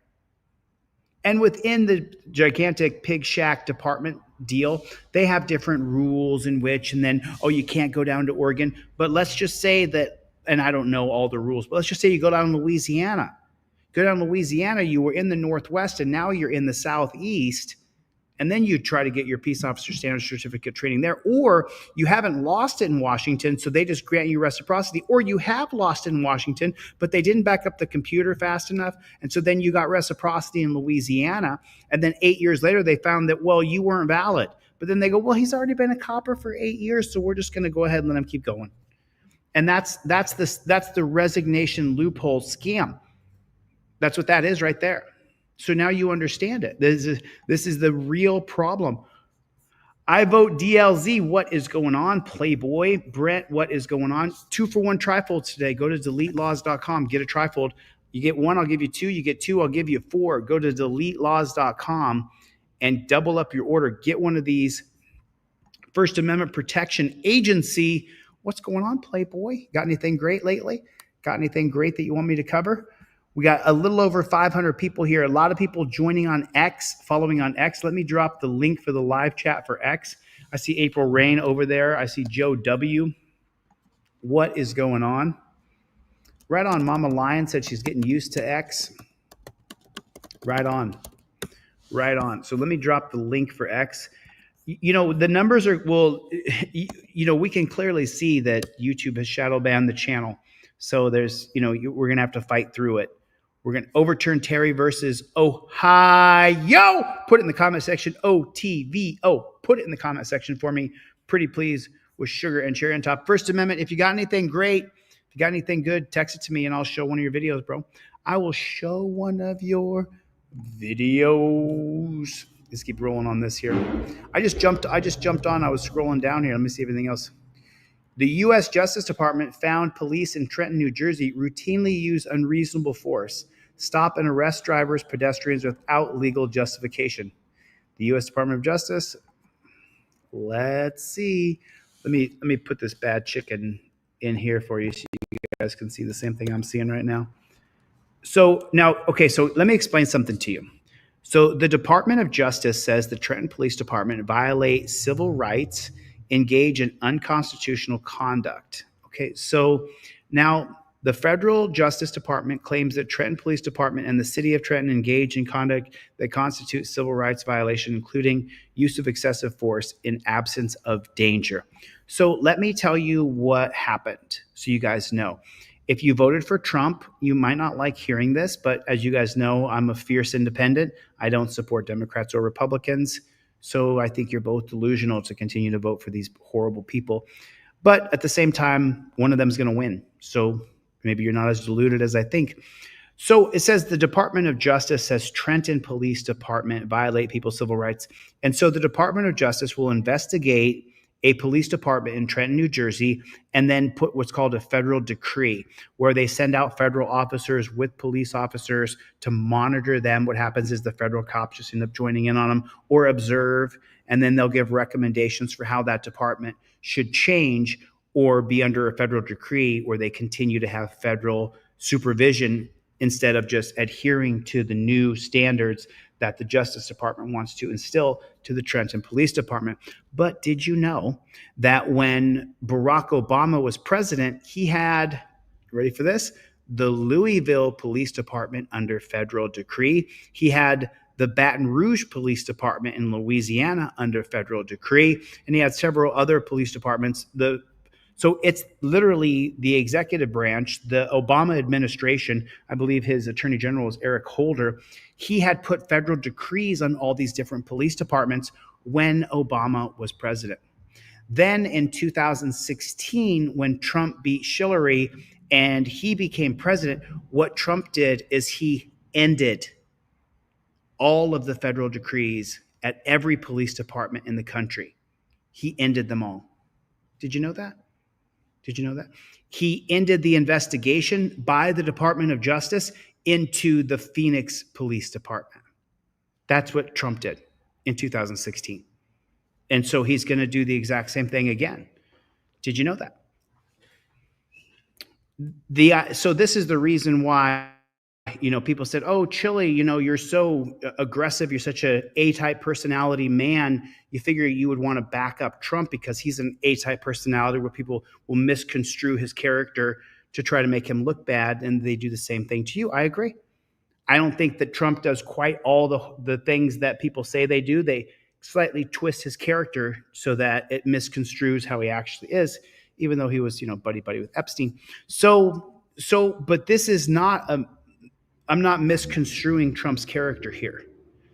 The Department of Justice says Trenton police violate civil rights, then they're going to get a federal decree. They're going to get investigated by the Justice Department on day one. When Trump comes into office, he will end that investigation. Get ready.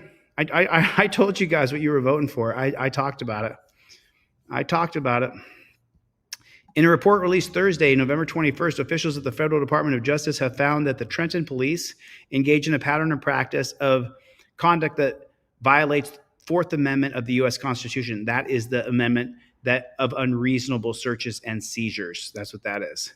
The U.S. Department of Justice announced that it was investigated Trenton. The report also includes recommendations for how these issues can be addressed, right? So that's what they do. How can we address the issues as long as there's an investigation? Officials with the city and the police have started that they will work with the department to implement the new policies. Police officers must respect people's civil and constitutional rights and treat people with dignity, said Attorney General Kristen Clark of the Justice Department's Civil Rights Division in a statement. After an exclusive interview, we found police officers in Trenton routinely failed to respect Fourth Amendment rights, your right not to be seized by the police, of those who call Trenton home. Trenton police stop and search pedestrians and motorists without legal basis, make illegal arrests, and use excessive force without basis. And then here is that whole report. And so, you often can get a lot. So there's only 2 pages of the table of contents here. Trenton City Government. Trenton police use excessive force in violation of the Fourth Amendment. Trenton Police Department officers rapidly escalate verbal encounters leading to unreasonable force. Trenton police officers use unreasonable forms of physical force. Unreasonable forms. What does that mean on page 8? Trenton officers use pepper spray unreasonably. Trenton's police force has weak oversight, contributes to its use of force. Trenton police conducts warrantless stops, searches, and arrests in violation of the Fourth Amendment. Trenton officers conduct unconstitutional pedestrian stops, searches, and arrests. Trenton officers unconstitutionally prolong traffic stops, leading to unlawful arrests. The pattern or practice of unlawful stops, searches, and arrests results from Trenton's failure to properly document and record encounters. So they're not using the body camera correct either. Trenton Police Department's accountability system allows officers' misconduct to go unaddressed. So this is your internal affairs here. Trenton Police Department allows officers to commit misconduct so they can beat on you, cheat you. They ignore officer misconduct in plain sight, the Trenton Police do. So there's no holding anybody accountable.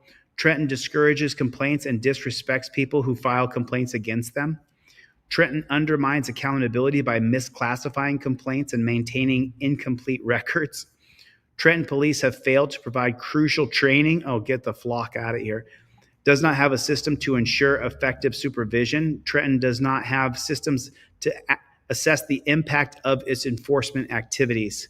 So that's 38 pages, but I think the one that's the most interesting is unreasonable forms of physical force right here. Trenton police use unreasonable forms of physical force. What exactly does that mean? I'm just so curious here. Unreasonable forms. Officers frequently grab, tackle, and punch people who show little resistance or pose no threat. Even when they do meet some resistance, Trenton officers often resort to dangerous forms of physical force that are unreasonable based on the threat. This use of unreasonable, physical, unlawful can cause serious harm and injury. In one incident, officers from Violent Crime Unit chased a 16-year-old boy because he matched the description of a suspect, reported to have a gun, and ran when the police pulled up next to him. One officer grabbed the teen by his neck and slammed him to the hood of the car as he cried in pain. The boy was unarmed. The boy's teacher approached and tried to explain that the boy ran because he's scared of the police. I wonder why. The officer who grabbed the boy's neck responded that the police are out to help people, not to hurt them. Of course. That's not how a black man sees it, the teacher explained. I'm sorry, that's not how a black man sees things. The officer retorted, that's how an intelligent man would see it, so that means that black people are stupid. The boy's mother told a Justice Department investigator that she had to transfer her son to a different school after the incident because he was too scared of police officers to return to the neighborhood. There it is right there. Right on that's how they do you right there. Wow. In another incident, let me make sure you guys can see what I'm seeing. In another incident, an officer beat a woman in the head with a police radio over a dozen times at a soup kitchen. So she's already at a soup kitchen, and now the cop is beating her in the head. The officer had told the woman she's not allowed at the building and had to leave, so she's a vagrant who's hungry. The officer claimed that the woman hit first and that the officer inadvertently hit back in self-defense. I accidentally hit them back? Okay. Even if that were true, it did not justify the officer repeatedly striking the unarmed woman's head, a form of deadly force under the Trenton Police Department's handbook. The officer stopped only when staff and other clients pulled the officer and the woman apart. The beating left a 3-inch gash on the woman's scalp. So there that is. So you guys can expect that investigation to end January 20th. That'll come to a total, complete end. The Trenton federal investigation from the Justice Department will end when Trump takes the White House. There will be no investigations at all whatsoever from any persons. My buddy Brian from Here's the Deal's here. What's going on? Here's the deal. Here's the deal. Here's the deal. Here's the deal. So are there any people in here who are Trump supporters, which I obviously am not a Trump supporter, and I'm not a Kamala supporter either. So don't think I'm just against mean old Trump. But are there any people in here who are looking at the people that Trump is appointing and going, oh, this is a double cross? Did anybody else noticing that? I'm just saying, this is the a-hole that the majority of the country have chosen. So get ready, everybody. Get ready. I mean, be careful. You voted for this shit. Wait till you see it in all of its glory. Wait till you see how this actually goes down. Our country is about to be a total and complete war zone. Our country is about to be, it's going to be terrible. It's going to be terrible. Let me show you what I'm talking about. And it's, you voted for these policies. And so if that's what you want to do, then that's what you want to do. But I'm not quite as rosy as you are, because I know that Trump ended all of the Justice Department's investigation into state police departments on day one when he entered into office, January 20th, 2017. So with that being said, this one right here, this article is about, and this is the Latin Times, Colorado mayor vows to use local police to stop Trump mass deportation. A Tiananmen Square moment when China did that.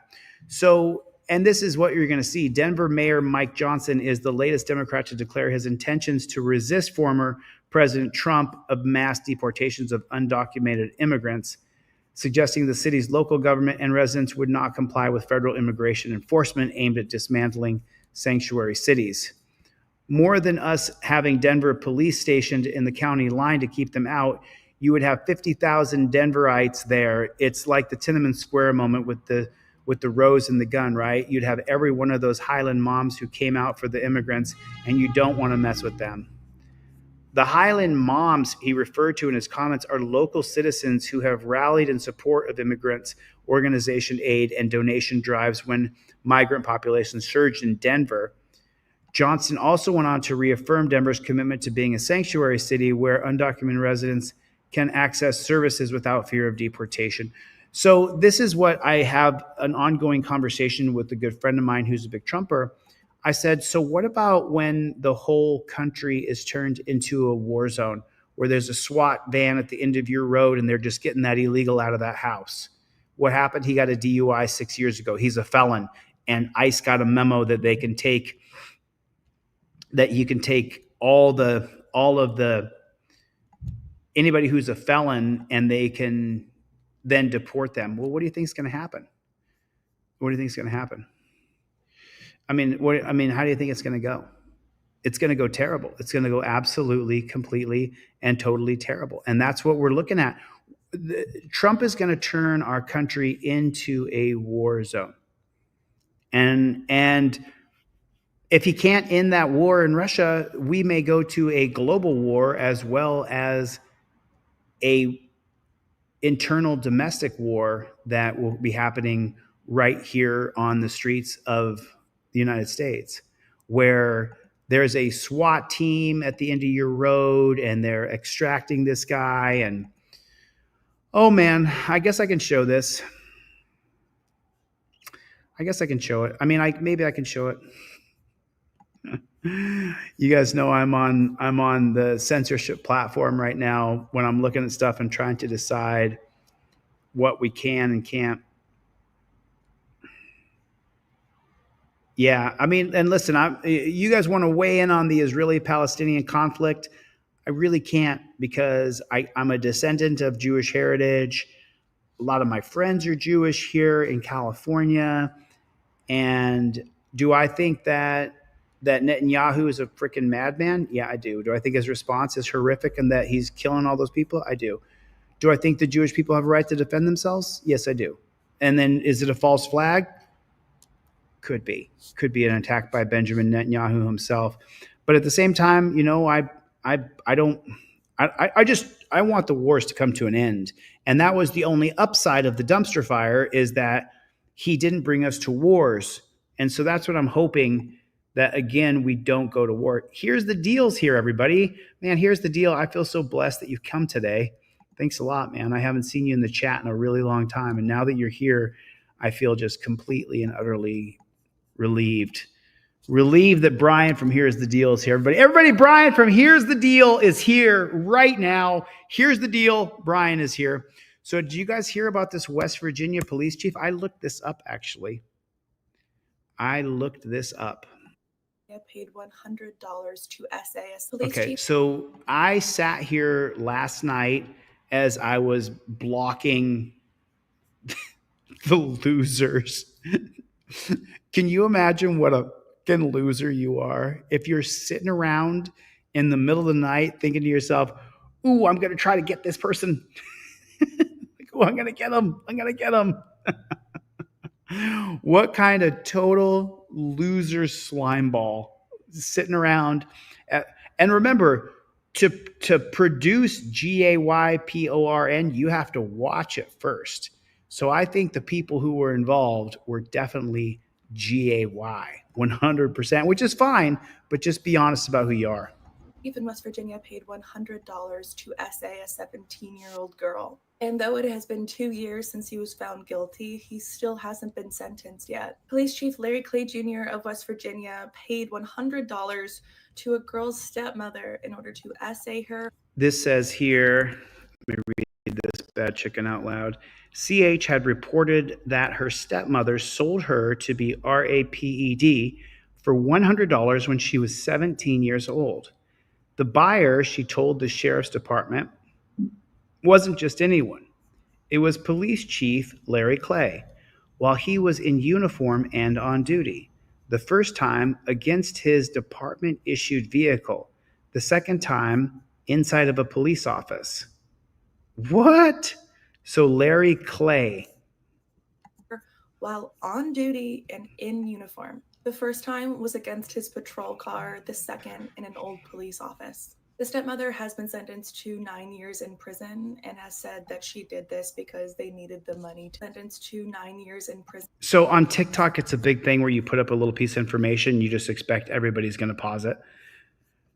She'd faced her stepmother at a 2023 hearing where Naylor Legg was sentenced to 9 years in prison. This is the stepmother who sold her to the police chief.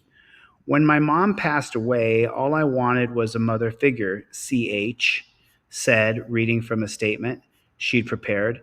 In your eyes, I was nothing more than a pawn. She's talking to her own stepmother here. And has said that she did this because they needed the money to pay bills. Clay, however, hasn't been sentenced. After his arrest, he begged his lieutenant to help him, saying, "I've seen other officers do stuff and it gets fixed." Clay even offered to resign from the sheriff's department as long as he could keep his certification. On PAC's porch that day, Clay offered to resign from the sheriff's department as long as he could keep his law enforcement certificate. We talked about that earlier, so he could find another job at another agency. No, Larry Clay, you RAPE'd a 17-year-old girl. You don't get a job being a pig anymore. So he could go work for a different law enforcement agency. Clay even tried trafficking the 17-year-old girl to a different officer. To get with her, Clay said, according to Osborne, he testified that the chief offered to set it up and that money talks. The price could be right. Osborne told the jury that one night when he was on duty, he met CH and her stepmother at the old high school, but the officer decided he wasn't interested and he left. So they went to go sell her again to another cop. The other cop shows up, and then the cop shows up and looks at her and goes, "Nah, I'll pass." Who ended up saying no, and then is now in prison for raping a 16-year-old in a different... Oh, so months later, Osborne RAPED'd a 16-year-old girl in another town. In 2022, he pleaded guilty and was sentenced to 14 years in prison. As he testified against Clay, Osborne was wearing an orange uniform and shackles. Different town. I'm getting a real protect and serve from you guys. Wow. Clay was found guilty on all charges over 18 months ago. We find defendant Larry Allen Clay Jr. guilty. The verdict was read 4 times, twice for charging involving sex trafficking, twice obstruction of justice. That 17-year-old girl is now 22. For the last 18 months, Clay has repeatedly requested to delay his sentencing hearing, and the judge keeps on agreeing. Oh, so there's a dirty judge involved in this in West Virginia, where I was right there in West Virginia and Ohio, and all the judges were dirty? I'm shocked. I'm shocked. He is supposed to be sentenced next month, and if that judge has any fucking backbone, it won't be delayed again. So Rachel, who did this, she dropped the F-bomb at the end, and that's like the...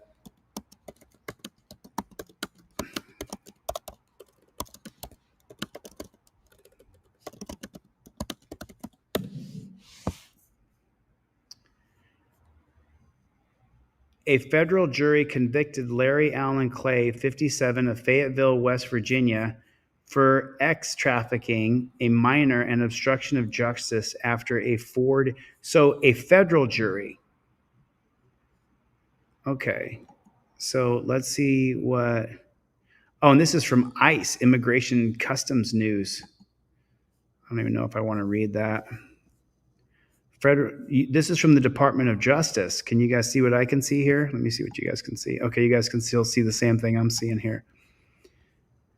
An investigation conducted by Homeland Security. I'm just looking for the judge's name so we can write him. He paid $100 to co-defendant Kristen Naylor Legg to have sex with her 17-year-old relative. Larry Allen Clay's crimes. So where is he working at? That's what I want to know. During each indictment, Clay remained in his Gailey Bridge police uniform for the entire sexual encounter. The first incident occurred at Clay Gowley's Bridge issued vehicle on a Fayetteville road. The second incident took place inside the old Gowley Bridge High School. in a location accessible to a limited number of people that includes officials from the police department. So let me just find the judge here. Let me just ask Google here. Let me just ask Google real quick. So let me say, who is the judge? Who is Larry Allen Clay's judge? Copy. Who is the judge to sentence? Okay, so Judge Joseph R. Goodwin. This is the judge right here. So this is it. Southern District Court of West Virginia. Joseph R. Goodwin. So this case has already happened. So here's Joseph R. Goodwin. There he is right there. There he is right there. So this is his mailing address. Okay, cool. So now, do you guys want to see something really cool? You want to see something really neat? Want to see something? Okay, so let me show you something real fast. And you guys can do this. This is really, really what is coming, Mikey B. I know you're a big Trumper, but what is coming? I think we're going to World War III in Department of Jokestus. Says, what's the matter, you? Who's on X? Let me see who's on X. We got almost 600 people here now, so we're growing. X is it's just a platform that I want to grow. Oh, there it is. Sorry about that. I'm on X right now. I'm reading. April's over there. Levi Audits is over there. What's up, Levi Audits? Nice to see you, buddy. Chad Crum is over there. What's going on, Chad Crum? Good to see you. Thanks for going to X. I appreciate it. I want to build an audience on X. So if you have an X account, join over here real fast. We're not done. I'm going to show you guys. We're going to write a letter to Larry. There's the link to join on X right there. I just put it in the comment section. We're going to write a letter to Larry. I'm sorry, what's his name? Joseph Goodwin. We're going to write a letter to the Honorable Joseph Goodwin. But I just want to double check here.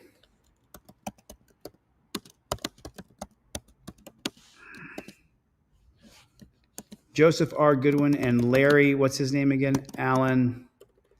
Larry Clay Jr. Okay, so it is him. Okay, so this is it right here. Okay. So it is Joseph R. Goodwin.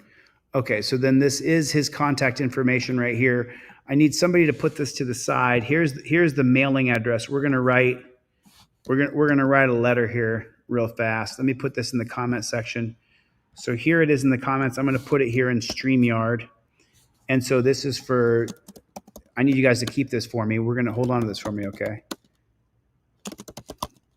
There's the judge. There you go. I just stuck it in there. Can someone copy and paste that for me? And get over to X and retweet the stream. Re-X the stream. Okay, cool.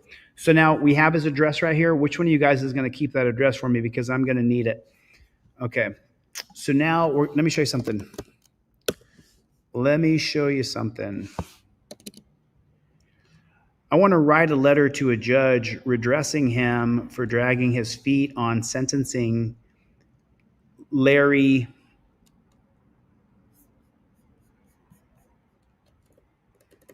What's that judge's? What was that guy's name? It was Larry Club Jr. Okay, sorry about that.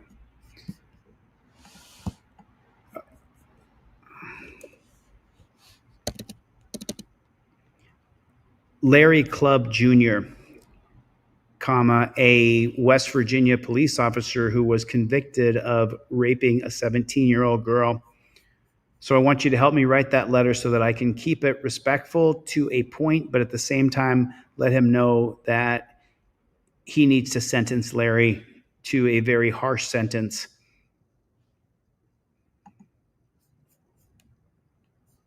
Okay, let me try it again. ... I would like to write a letter to a judge redressing him. Can you help me do that?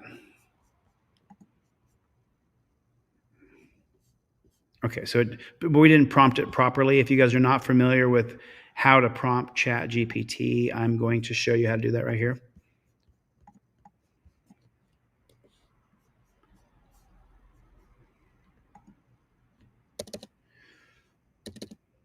I'm going to talk text in a letter that I'm sending to the Honorable Judge Joseph Goodwin to redress him. Can you help me do that?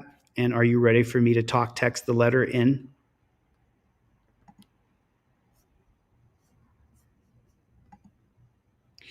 Your Honor, I have recently read in local publications and national publications that you oversaw the trial of Larry Clubb Jr., the man who was convicted of assaulting a 17-year-old woman, period. We, the people, would like for you to sentence this predator to prison for 20 years and do it as soon as possible. And this letter is going out to the West Virginia courthouse. That is mailing address is going to be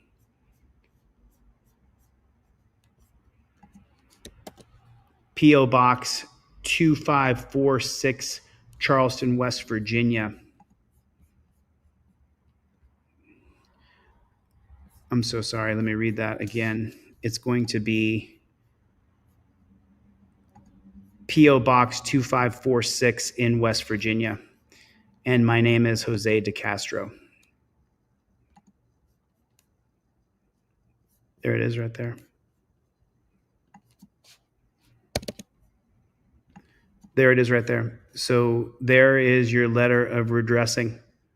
There it is right there. So now you can do the exact same thing in ChatGPT just like that, and you can write a letter, and here is the address right there. I just put it in the comment section. So let's have everybody here write a letter to this dirty judge and send him a letter that says that we want him.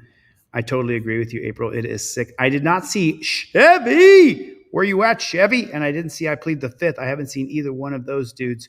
Where are you guys at? Where are you guys at? So we're just creeping over 600 people. We're growing on X. We're getting more and more. There's more people on X watching by far than on YouTube now, which is just so unbelievable. So if you guys would please help me grow the X brand. I can see you over there, Jim. I see you over there, Jim. Thanks, man. Levi Audits, I see you over there. Yeah, 400 people watching over on Chad. I see you. I see you. Yeah, there's lots of people. That's crazy. Well, it just solidifies what I've already known is that they have put a filter over this account. It's a Delete Laws, Lenny. You can find me on Delete Laws. But let me drop the link for the X live chat in there. Jeff Hates Pigs. Jeff Hates Pigs. Jeff Hates Pigs is in there. What is going on, Jeff Hates Pigs? Remember, it is Saturday and Sunday. We're doing 2-for-1 trifolds. You order one, you get two. You order two, you get four. And I've got a bunch of them in. So go to deletelaws.com and order a trifold right now. Order a trifold right now. Yeah, I think that we're living and witnessing some of the worst that we've ever seen as far as because now we get to see it. I mean, isn't that the truth? We get to see it. It's not like we don't know what's happening. Now the police are telling us, don't believe what you see. Remember, arrests always look bad on camera. No, they are bad. The way you torture cuff people and chain people up, they are bad. They're bad. It's bad. You're a bad person if you put someone in chains and stuff them into a cage.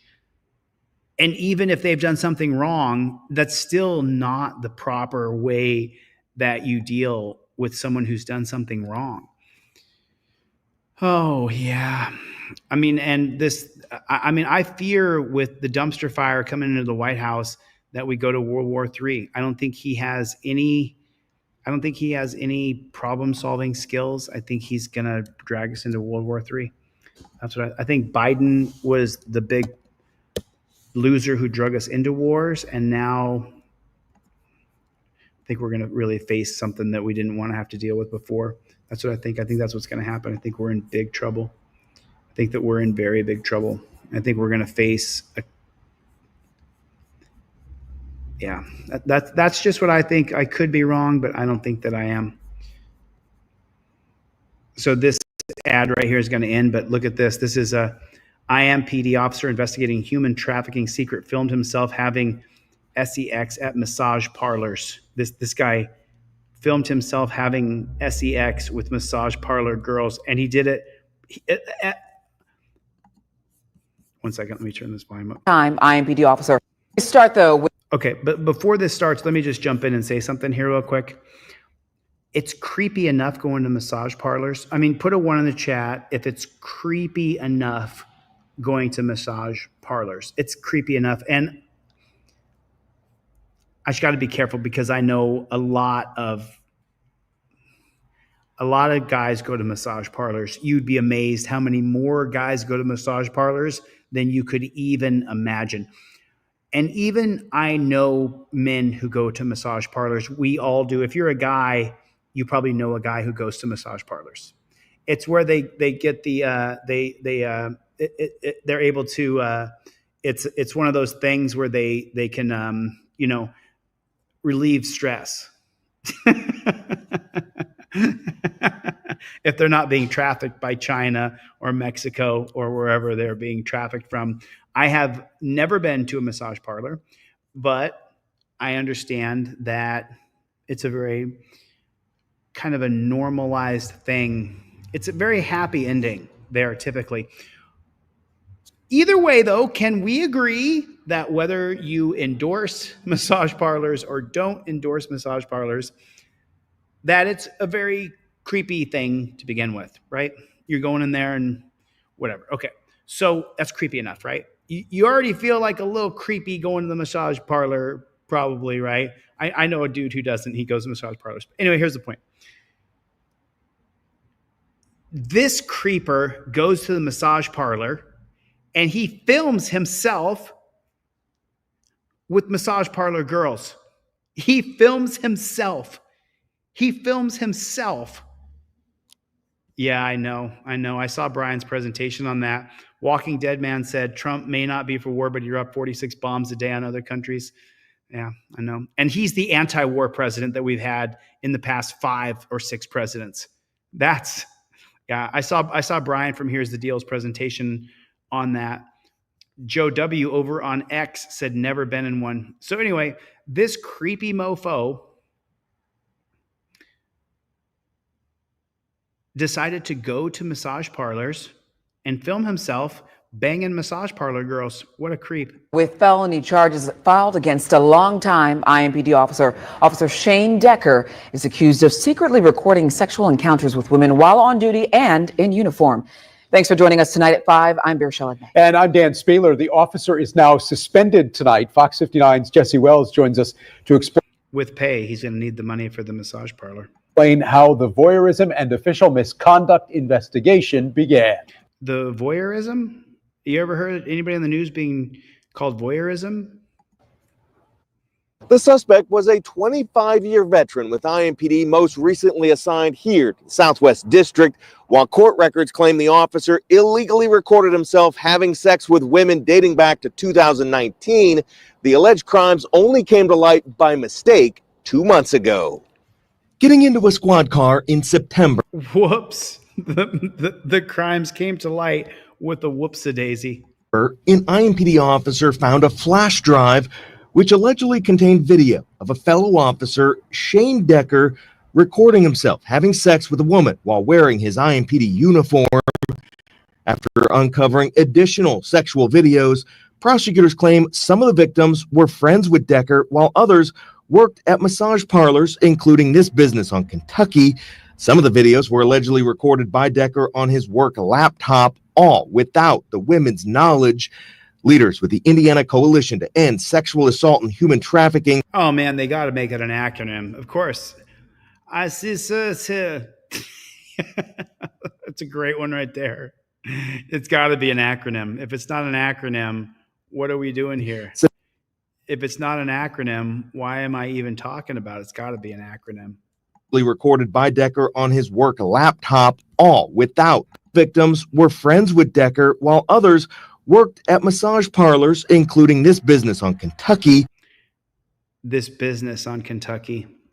Some of the videos were allegedly recorded by Decker on his work laptop, all without the women's knowledge. They were recorded on his work laptop. He recorded them. Leaders with the Indiana Coalition to End Sexual Assault and Human Trafficking said the allegations are especially disgusting because they involve a member of law enforcement. I'm so sorry. What? I'm sorry. What? Allegations are especially disgusting because they involve a member of law enforcement. Let me jump in here, give a little reaction to the reaction video. It's no big secret. Cops are banging hookers. If you're new to this, you might want to read the Mullen Commission. You might want to take a look at the Knapp Commission. Take a look at the police commissions, Knapp and Mullen. Cops bang hookers. Cops sleep with not all cops, a percentage of police, a good percentage, hire hookers. And also will railroad hookers. That sounds funny. But they'll railroad hookers into giving them sex for free in light of not busting them. I'm not going to arrest you, but get in the car and do what you got to do here. And this is normal. But this report here said that it's especially heinous because it involves law enforcement. Law enforcement's involved with hookers all over the country. Leaders with the Indiana Coalition to End Sexual Assault and Human Trafficking said the allegations are especially disgusting because they involve a member of law enforcement. This officer is further victimizing the very people he is supposed to be protecting. This affidavit claims Decker. Cops don't protect us. Very few times are they protecting us. I don't know why people have this idea that cops are protecting us. Previously worked undercover with IMPD investigating human trafficking at massage parlors and used that knowledge to pick which locations he would target. This is so disappointing to hear. This is an officer who is potentially out there using information he's supposed to be protecting and serving, but instead he's using that information to further victimize vulnerable people. It's unacceptable. When first confronted about the allegations here at Southwest District headquarters, Decker asked for an attorney and declined to talk. IMPD's chief said in a statement, the allegations uncovered in this investigation represent a clear violation of public trust and are completely unacceptable. This behavior has no place in our society. The chief added, my heart goes out to the victims of this inexcusable conduct, and I want to assure them that their voices have been heard. He then commended the women's courage in coming forward to help ensure accountability. Finally, the suspect has been on administrative duty since September. This week, the chief suspended Decker and will recommend his termination to the Civilian Merit Board. Jesse Wells, Fox 59 News. It's especially heinous because, well, a member of law enforcement is involved. Because a member of law enforcement's involved, it's especially heinous. I am just seeing that super chat. I'm so sorry. Rising Tides, what's up? What's going on, Lou? Kinetic, what's going on? Something ain't right. Blake, what's going on? Julie, what's the matter, you? I'm just seeing this from Blake Moore. Thanks, Blake Moore, for the super chat. Super chat. Thanks, dude. Appreciate it. We are not done. We are just getting warmed up. Make sure you guys join us on X and retweet. We're just over 650 people. So there's a lot of people are watching on X. It's crazy. People are watching. If you put it out there, people will come. So there's a lot of people. It's absolutely crazy. JD calling. There it is. There it is. Here is the link for the X. I'll drop it in the comment section. I got another video for you. There's another one. This is the whole thing. Every time I come on and people say, oh, it's just a few bad apples. Well, then how come I can sit here and live stream for hours and hours and hours, and I always have new content to go over? Every time there's a video I haven't covered yet. Is there anything I haven't covered yet? All I have to do is text a mutual auditor and say, hey, is there any videos I haven't covered yet? Like, oh man, have you seen this one? Have you seen this one? Have you seen this one? So our police in this country are completely and utterly out of control. But we don't seem to see it. We don't seem to see it. And I don't think Botham Jean. Oh man, this one's vicious. We can go over it, but you guys are familiar with this. You guys are familiar with this. You guys have heard of this one already. We talked about it yesterday. But look at the headline. He shot my baby. Witness detail independent police shooting. Independence is the name of the police department. Independence, Missouri, Independence Police Department. That's what you're looking at. The Independence Police shot this woman's kid. I've got tickets. Oh, is that right, Blake? What is going on? Just got a $40 online donation about 20 minutes ago. Let's split it. Thanks, Rising Tides, man. I appreciate it. Thanks for the support. Thanks so much. I appreciate it. It means so much, dude. We're all just little fish trying to get upstream, and it's so hard. It is so hard to break through and get to a place where we can actually help more people. Because at the end of the day, the cops say they signed up to help people, but we've actually helped more people. We can look at this a little bit. I don't want to go too in depth to it because it's super, super depressing, but we'll get into it a little bit. That's the baby right there. They shot that baby and killed that baby. They also killed the mother of the baby too. And I'm not sure if I read this or not, but I don't want to get into it. The Independence Police in Missouri killed that baby. Straight up killed him. The fucking porn stars and that motherfucker goes to the strippers. Thin blue line on there and everything. Goes to the strippers. What is that? Is this a foreign copper? And the fucking porn stars and that motherfucker. Look at that little dweeb.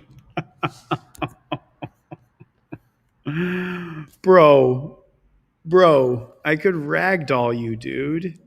Dude, I could literally ragdoll you. The guy doesn't weigh enough to hold on to one limb. I would just ragdoll him. Guy grab a hold of me. I just ragdoll him just by moving my arm. He's so little. That dude's such a little bitty dude. What are you gonna do with that music playing? Shit on the bar. This goes to the strippers and the What the hell are we watching? What is this guy doing? This goes to the strippers and the fucking porn stars. And them sexy. Oh no. I got to get a clean version for the editors just so we can watch it. So he's got a clean cut of this. This goes to the strippers and the fucking porn stars and that motherfucker showing shit on the bar. This goes to the strippers and the fucking porn stars and them sexy. Oh shit, I had this on here. Thanks, Rising Tides. He's a male. So he's not a real, you don't think he's a real copper? Is that what you think it is? He's not a real copper? Goes to the strippers and the fucking porn stars and that motherfucker showing shit on the bar. This goes to the strippers and the fucking porn stars and them sexy.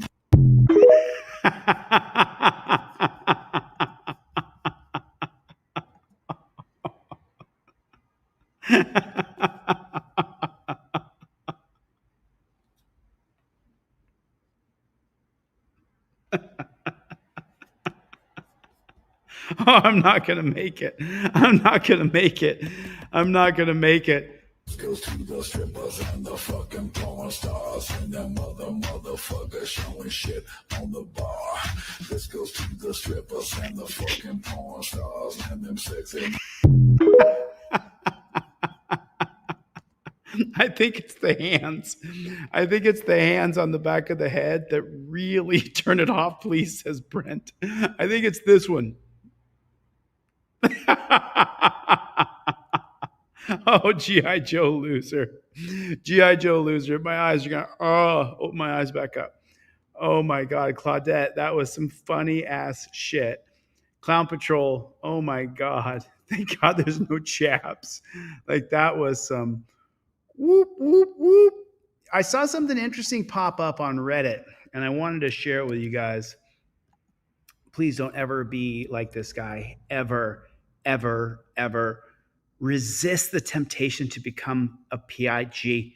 Resist that temptation. Don't do it. Don't do it. So this popped up and I want to read this out loud with you guys and you guys tell me what your thoughts are here. This says, reminder that in 2002, the U.S. signed the Hague Invasion Act into law, which states that if any U.S., NATO, or Israeli official is charged with war crimes, arrested, and brought to the international criminal courts, the U.S. will invade and destroy the city and the court. Hague Invasion Act becomes law. A new law supposedly protecting U.S. servicemen from international criminal court shows that the Bush administration will stop at nothing in its campaign against the court. U.S. President George Bush today signed into law the American Service Members Protection Act of 2002, which is intended to intimidate countries that ratify the treaty for the international criminal courts. The new law authorizes the use of military force to liberate any American or citizen of the U.S. allied country being held by the court, which is located at The Hague. This provision, dubbed the Hague Invasion Clause, has caused a strong reaction from U.S. allies around the world, particularly in the Netherlands, where The Hague is. Oh.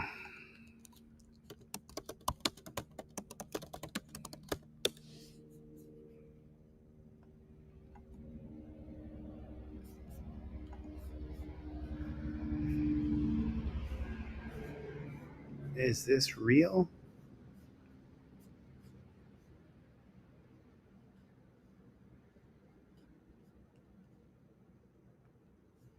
Wow.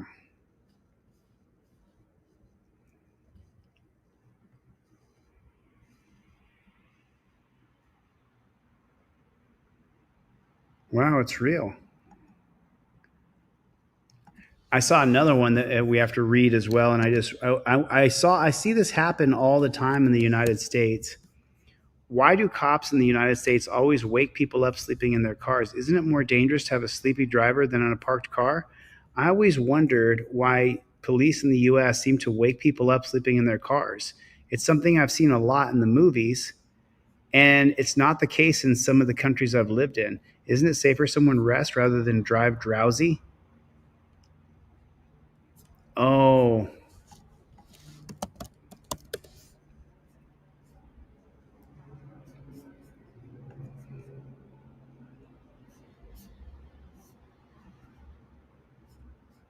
So here's the answers from the cops. Here's what the cops are saying about this.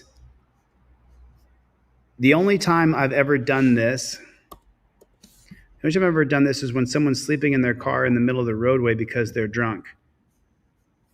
I worked in an industry that imported a lot of H-1B workers. They would work for 16 hours a day to be able to bring their family over in the more rural parts of our area because they felt unsafe driving and would get woken up, breathalyzed. I told them it was a thing to go along with the PO's request, but to request to blow right up front. Oh my God. Let me read this more thoroughly to you. I worked in an industry that imported a lot of H-1B workers. In other words, people who have a visa that are in science or technology or doctor or whatever. They would work 16 hours a day to be able to bring their family over. They were in the more rural part of our area and literally pulled in a park and ride a lot to nap because they felt unsafe driving and would get woken up and breathalyzed. I told them that it was a thing. And to go along with the police officer's request, but to request to blow in the breathalyzer right up front, they were tired enough they weren't going to pass a dexterity test. Wow, these cops just think that they can.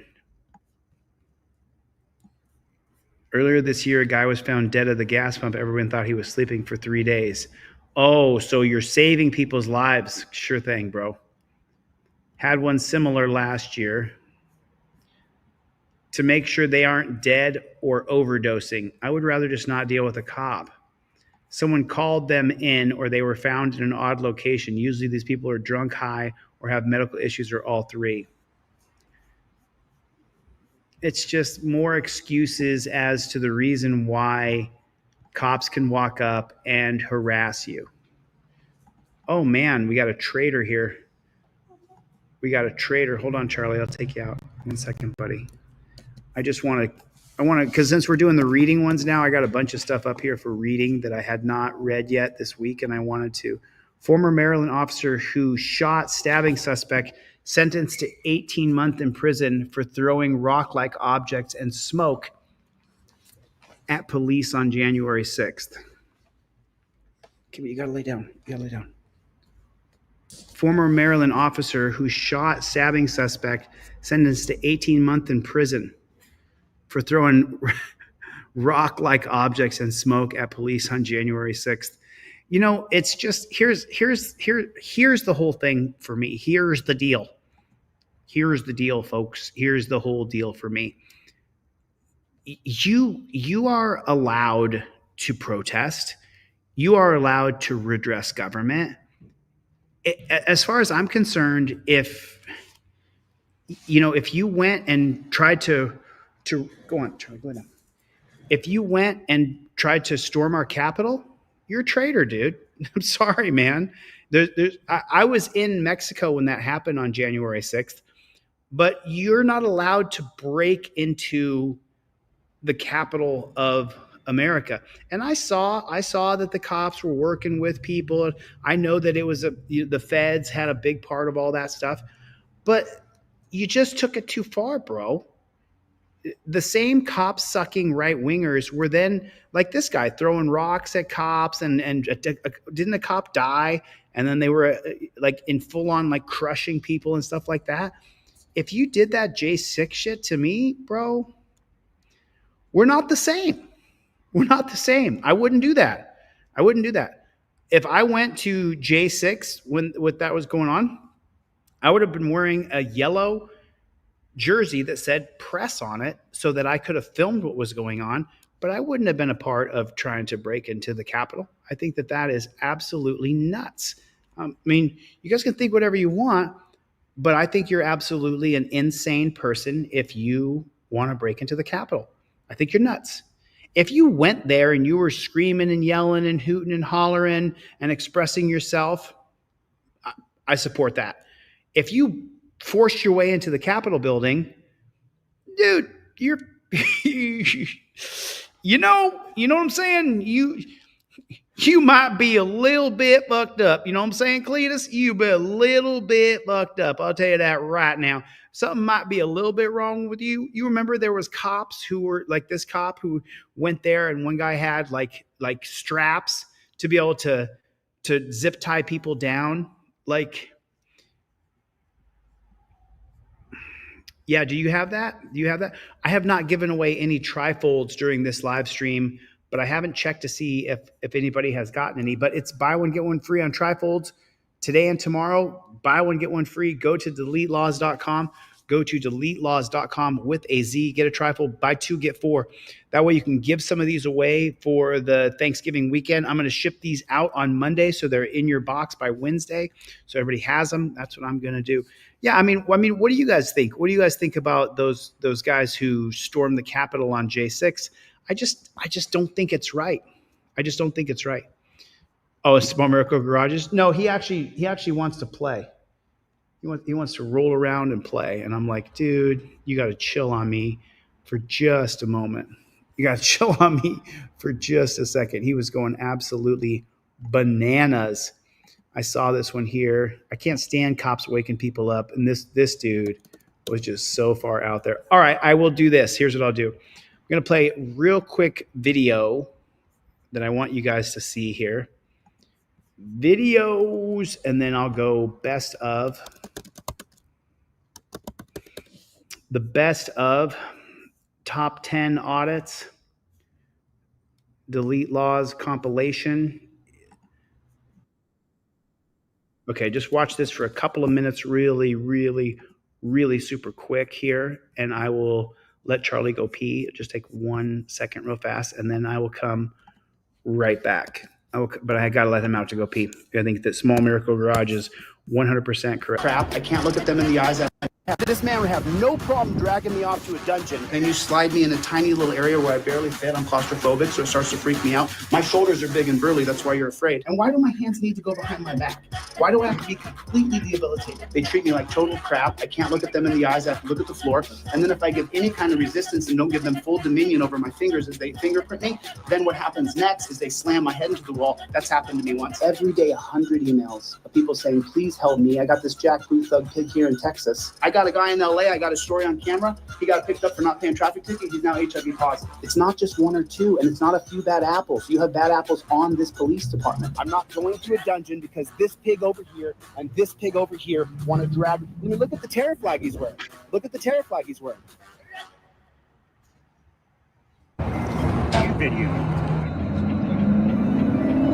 What happened? That's his business, not yours. My business to ask, though. You know what I mean? I was actually going to drop the cameras and go into Kung Fu mode. Good thing you came back. If you hadn't come back, I was going to Kung Fu, bro. I'm just standing there filming, you know?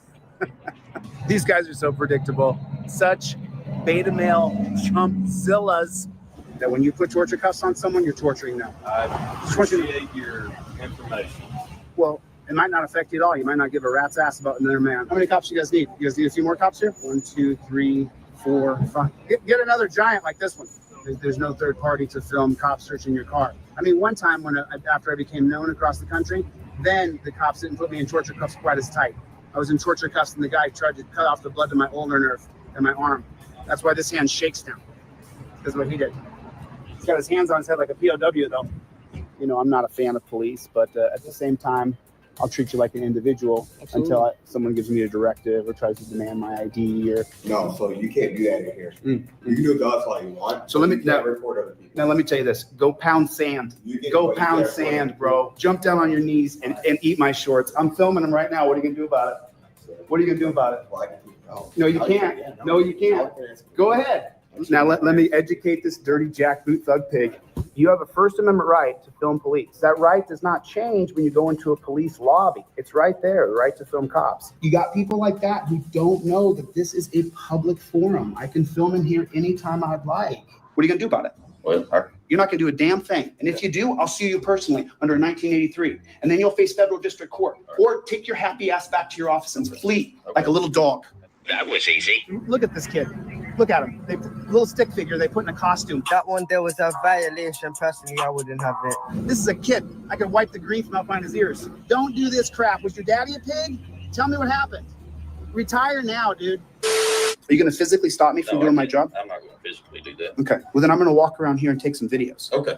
So if you're done, then head on back. Okay. Thank you. All right. Have a good day. Appreciate you. Okay.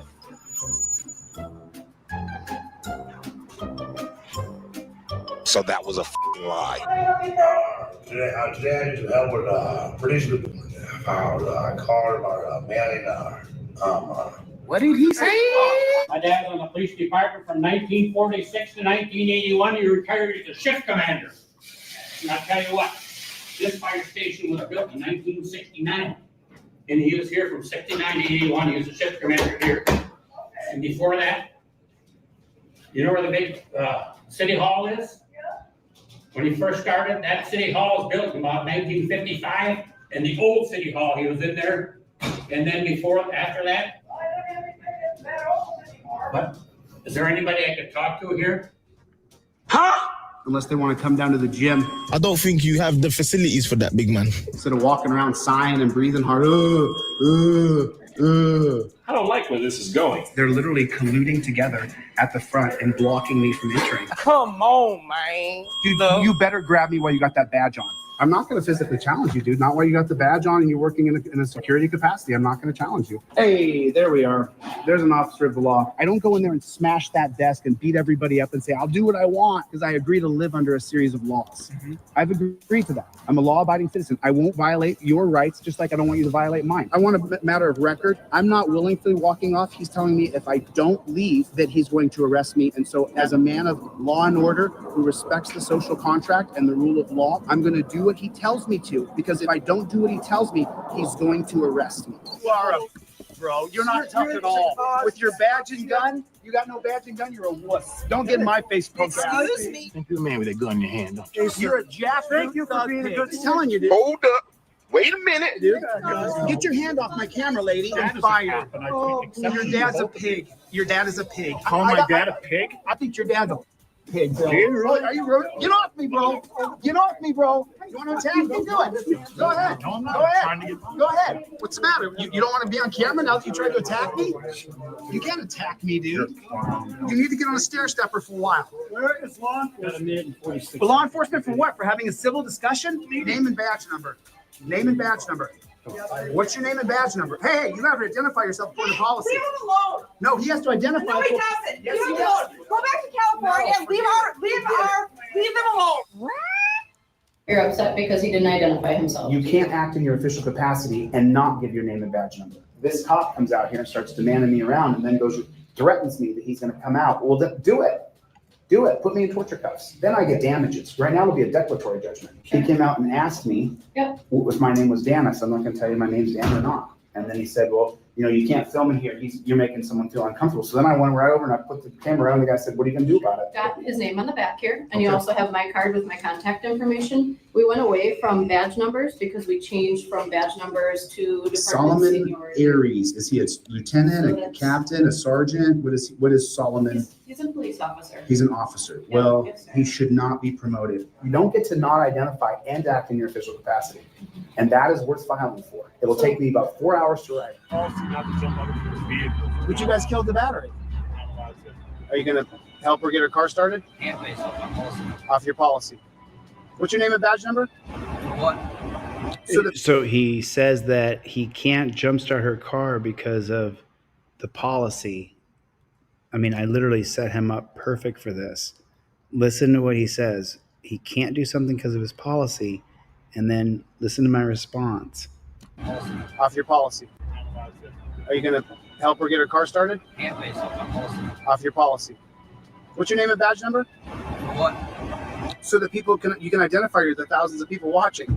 Why do I need to identify myself? Because you're an officer on duty, and according to the LVMPD handbook, when someone asks you for Your policy. your name and badge number, you're supposed to give it. Based off what? Your handbook that I've read, that you have not read, obviously. I'm a member of the press. I need to. Such a loser. Such a loser. We gladly will accept her resignation effective immediately. She told the President of the United States, F you. So she set the tone, didn't she? She's not holding herself to the whole standard. Again, more hypocrisy coming from the top now this time. Do you think it was acceptable behavior for the police officer to stick the middle finger up? Is it professional behavior? No. But is it childish? Maybe a little bit. Again, it's not fireable. She knows that. It's just rhetoric that she's throwing out there because she knows she screwed up last weekend with the response to this whole riot, and it falls on her doorstep. And she's absolutely trying to say, look over there, not over here. Recently, there's been a lot of talk of police officers covering their badge numbers. Do you think that's acceptable behavior? No, it's clearly a violation of the general order. But again, she knows darn well that that's not a fireable offense in any way, shape, or form. Never has been. Are you encouraging your officers to show their police badges? No, actually, I was explaining to them in there, do not do that. Because they're putting us in a difficult position to try and defend them. It is a violation. I'll admit that. And they know that. I cannot control what officers do. I can only obviously respond to what I'm presenting. You could obviously make an argument why they would do that too. There has been recent postings of officers' names, addresses, and phone numbers on social media. That's private. It's supposed to be private information. Welcome to the internet in 2024, brother. My name, my address is completely doxed. What are you talking about? If you have any sort of public status at all whatsoever, your address is doxed. I mean, put a 1 in the chat if you've been doxed and you're nowhere near a public figure at all whatsoever. And if the cops are doxed, right, what are they afraid of? They're the ones with the guns, especially here in California. I'm only allowed a basic rifle as a self-defense mechanism. I can't have my handgun in California. You can't have certain firearms in the state of California. So what's he talking about? You've been doxxed? Welcome to the United States of America, brother. You could obviously make an argument why they would do that too. There has been recent postings of officers' names, addresses, and phone numbers on social media. That's private. It's supposed to be private information. So if I have your badge number, I could clearly obtain other information possibly, and that's putting our family at jeopardy. So clearly officers are concerned. There is a lot of strange behavior going on in the city right now, and people want to protect their families first and foremost. In recent going on in the city right now, and people want to protect their families first and foremost. Exactly. People want to protect their families first and foremost, including you, including your Blue Line family. In recent news, there's been misconduct allegations against police officers at the Brickyard Mall, breaking a window, progressively pulling some of the women out of that car. Have you spoke with those officers, and what are your overall thoughts of that incident? My understanding of the incident is quite simple. The 25th District Lieutenant was calling basically for a 10-1. He was calling for all available cars to come to the Brickyard Mall because of looting. That car was described as one of the vehicles involved in the looting. Officers arrive on scene. They have a description of a vehicle that's possibly offending looting. They're going to take action. They can articulate the reason why they did what they did. They are absolutely obliged to get everybody out of that vehicle. They are not cooperating. I know people want to say the police are wrong about this, that, or the other thing. But the simple fact is, when you are given a lawful order, you need to comply with that lawful order. You can make all the complaints you want after the fact, but in the process, you are obligated to comply with that lawful order. They were not doing that. All he wants is your compliance. He just wants you to comply. That's all he wants. You comply to him. He's in charge. You comply. That's what he wants. She was not knelt on her neck. She was knelt on her collarbone. That is a tactic taught in the police academy to keep someone on the shoulder blade or the collarbone, to keep them to the ground. It is not Minneapolis. So people need to stop perpetuating that lie, because it had nothing to do with it. Those officers responded 100% appropriately. But what's not talked about is the secondary incident at that. I'm so sorry. What did he just say? Let's just replay this back real quick, okay? Officers responded 100% appropriately.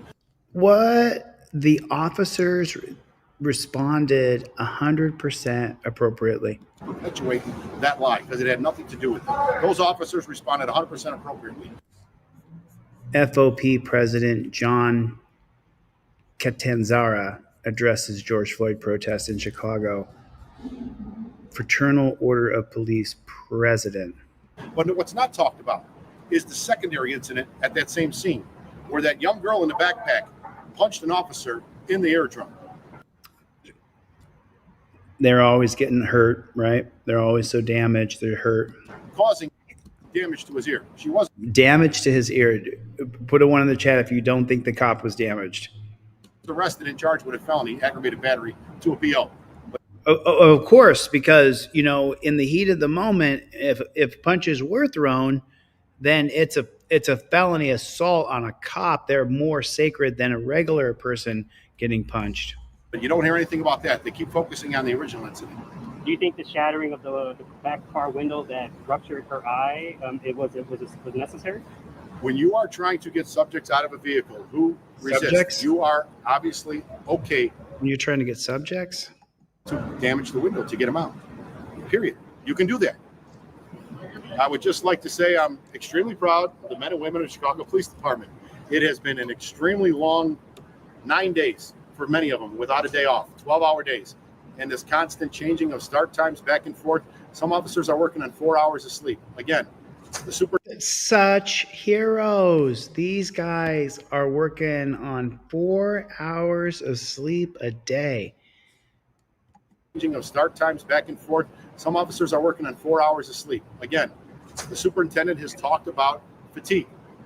Fatigue plays into a lot of these situations. When you're getting screamed at every day, hour after hour after hour in this heat, you have to take that into consideration when people's reactions are maybe not. When you're getting screamed at in this heat, when you're getting yelled at, I mean, let's listen to this real quick together, okay? When you're getting screamed at, like the cops do, every day, hour after hour after hour. Every time you interact with cops, they're going to be screaming. They're screaming most of the time, screaming at you like psychopaths. In this heat. In this heat? Yeah, if you're screaming at me in the heat, listen, you screaming at me is the whole problem. Start times back and forth. Some officers are working on 4 hours of sleep. Again, the superintendent has talked about fatigue. Fatigue plays into a lot of these situations. When you're getting screamed at every day, hour after hour after hour in this heat, you have to take that into consideration when people's reactions are maybe not quite what you expect them to be. Maybe the reactions that you are getting are exactly what you should expect they are. The tactics, the policy, procedure, and protocol of your tactics are brutal, inhumane, and barbaric. And now that millions of us are seeing them on camera, millions of us are disgusted. The way you do things is horrible. And to you, you'll say things like, seeing an arrest on camera is never pleasant. We shouldn't be chaining people with their wrists behind their back. We live in a digital era today. There are people who don't want their mama to see them act a certain way on camera. You guys are not utilizing the cameras well enough. You're not giving people options to surrender. You're not giving people options to pay their ticket instead of going to jail right now. Why do you have to go to jail right now? You can put an Apple tracking device on someone's wrist and give them 168 hours to pay their tab or to show up to court. Why do you have to take them to jail right now? Because that's how you make money. That's how you make money. And that's the whole problem. That's the whole problem. You make money by doing what you do to people, and then have guys like this come out and defend it. Every day, hour after hour, cops are arresting people. Hour after hour after hour in this heat, you have to take that into consideration when people's reactions are maybe not quite what you expect them to be. Maybe a little bit shorter. People's reactions are shorter with you guys. We need to start getting our members the time off to decompress. That is not happening. The superintendent promised it. I'm waiting to see it become reality. Okay.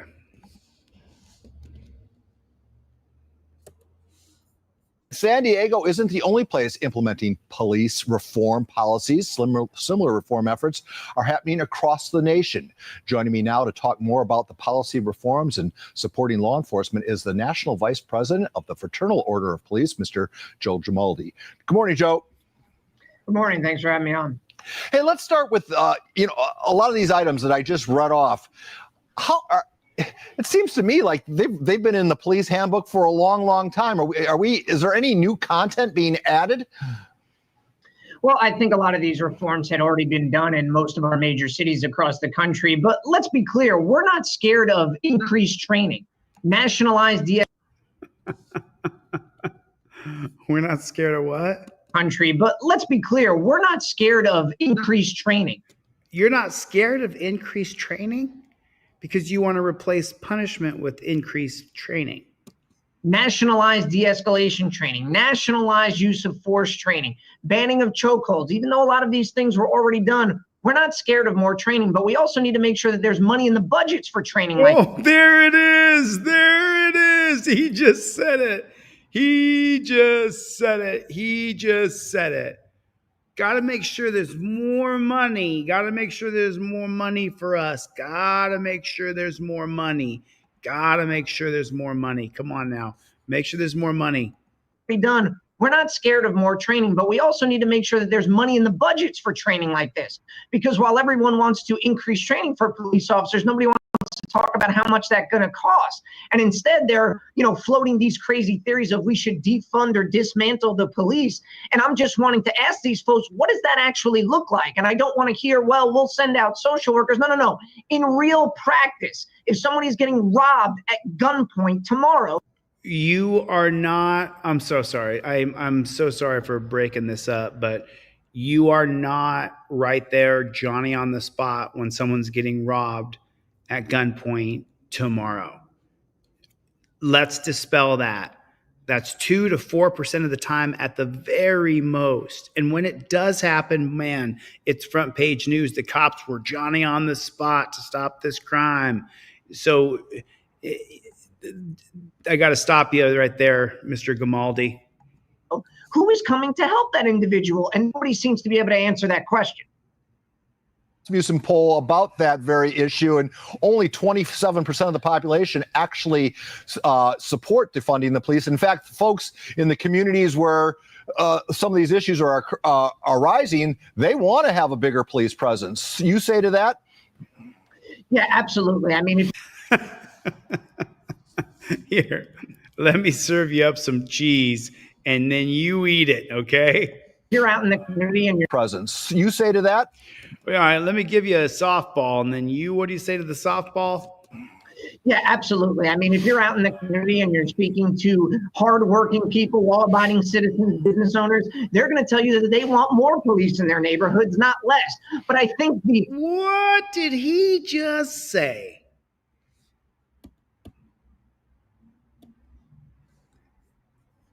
Want to have a bigger police. And you're speaking to hardworking people, law-abiding citizens, business owners, they're going to tell you that they want more police in their neighborhoods, not less.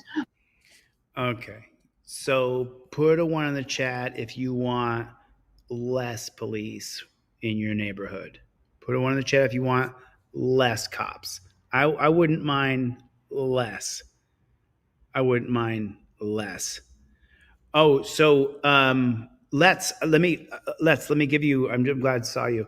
So last night, you guys, we got hacked. So I had to disable so many different things. I had to remove a bunch of administrators, and some of you guys, like Let's, were high level where you guys could have had access to my live stream. And so the live stream was getting hacked. And so let me grab Let's, though, now that I see him in the crowd. Where are you at? Do.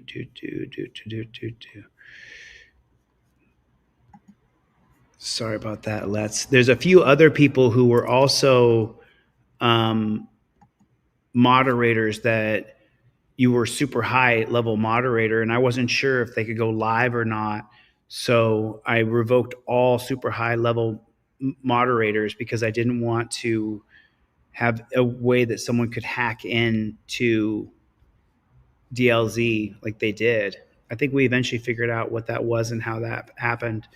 But at the same time, there was a few people who I had to, because Let's is now I got you back. There that is. Okay, cool. Moving on. What's up? Where's Chevy? Oh, Chevy 2 probably. Chevy 2 probably, because there was a couple really high level moderators. Cannot remember. But so if you lost your moderator thing, shoot me an email so I can reconnect with you.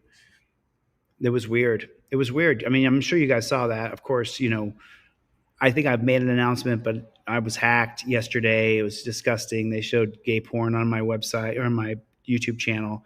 And so I, of course, immediately contacted YouTube, and they worked with me to troubleshoot it and figure out where they could be hacking me from. So hopefully I think we figured it out and we changed it.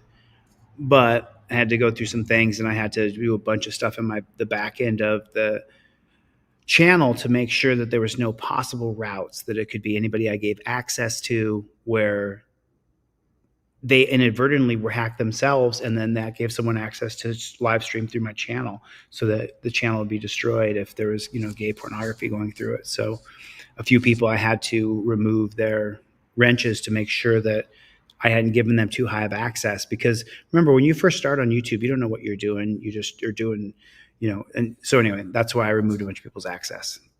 But we lived, we survived. What's up, Playboy? What is up, Team DLZ? Put it in the chat. Put it in the chat, Team DLZ. What is up with the Playboy? What is up with the Playboy?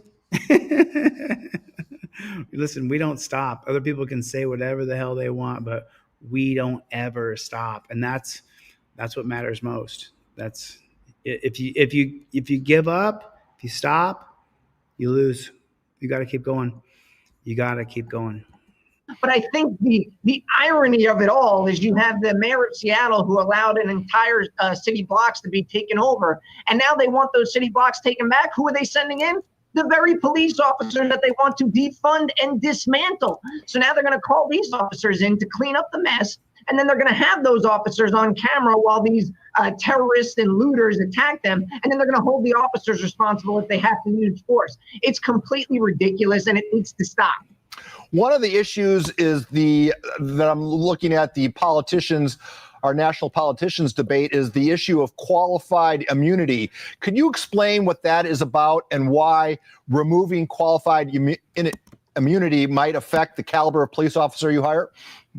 Well, let's go ahead and just debunk some of the false narratives about qualified immunity. There is a general acceptance from the media, and what they're selling to everyone is that an officer always receives qualified immunity. And in fact, in the last 200 cases that were handled in lower courts, they only received qualified immunity 57% of the time. And it does not cover egregious cases. Like the idiot in Minneapolis, Officer Chauvin, he's not going to be covered by qualified immunity.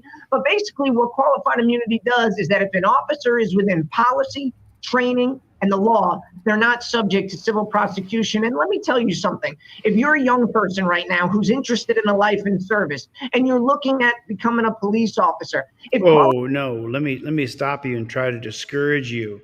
If you're a young person and looking at becoming a police officer, please reconsider your position. Who's interested in a life in service and you're looking at becoming a police officer. If qualified immunity doesn't exist and you know that you're going to get sued every single time you make an arrest, are you really going to take that job? Law enforcement applications were down 63% last year. I can only imagine what those numbers are going to look like. So people really need to look at the unintended consequences before they pitch ideas like doing away with qualified immunity altogether. So your theme, as you speak to me, is not that we want fewer officers. It's not that I want to agree with him. There's a truth to what he's saying. Qualified immunity is not our biggest problem. Our biggest problem is Terry versus Ohio. That's our biggest problem. That's our biggest problem is Terry versus Ohio. That's it. It's not qualified immunity. Because here's the thing. Qualified immunity, he said 50%, 7% of the cops got qualified immunity. Okay, forget about that number. 100% of the cops, state troopers, local, federal, borough, district, municipality officers, all have the right to walk up to you and say, I'm suspicious of you. And that's the tip of the iceberg right there. There's no probable cause. The Fourth Amendment says you should be clear of unreasonable searches and seizures without probable cause. That changed in the 1968 case of Terry versus Ohio. So he is partially his logic, because they've abolished qualified immunity in Colorado and New Mexico. And how's it doing? New Mexico is still the #1 state in America for deaths per million by cops, is New Mexico. But qualified immunity is abolished. It's also in Colorado. How's Colorado doing? So, we've got to get into it. We got to get into the idea of understanding that it's Terry versus Ohio. This is just another DB, a Fraternal Order of Police, Joe Gimaldi. He's a officers. We want better officers. Am I hearing you correctly? More training. They just see more training. You know, I think that's what every single community wants. They want quality policing. They want officers that care about their community. And let me tell you, our officers do. They love the community. What the Joe, what the flock? They want officers that care about their community. And let me tell you, our officers do. What are you talking about? The cop always says, I don't know who you are. I don't know who you are. You care about the community, but you don't know who you are. I'm your brother's keeper. Love the communities that they work in, and especially our younger officers who have never been trained. The communities that they work in, and especially our younger officers who have never been trained, never been better trained, never been better educated. They are racially diverse. Right here in Houston, we are majority minority department. And oh man, Houston Police Department's one of the worst in the country. they're out on these front lines, on these skirmish lines, getting screamed at with all sorts of racial epithets, the most horrible things you could ever see said to someone. But they're holding the line, they're showing up to work the next day, and they're going to protect the communities that we love. Oh, I wish that was true. They were rights protectors, and I wish that was the way it is, but they're one of the worst police departments in America. Joe, I think we're going to have to table this conversation. Oh, there it is. Mainstream state-run media put you in the light we want to put you in. You're the best. Yeah, first of all, let me just thank the community. The outpouring of support has once been amazing, and it shows why Houston's the greatest city in the world. I want to thank Lieutenant Governor Dan Patrick, who already contacted us to make sure these officers are doing all right. And I want to thank all of our partners at HFD, all the officers out on that scene, who all played a crucial role in getting them down here. And certainly thank you to the medical staff, the world-class medical staff here that are taking care of our officers. But now I want to speak on behalf of the 5,200 brave men and women of the Houston Police Department and the other 800,000 police officers that are working these streets every single day, putting their lives on the line.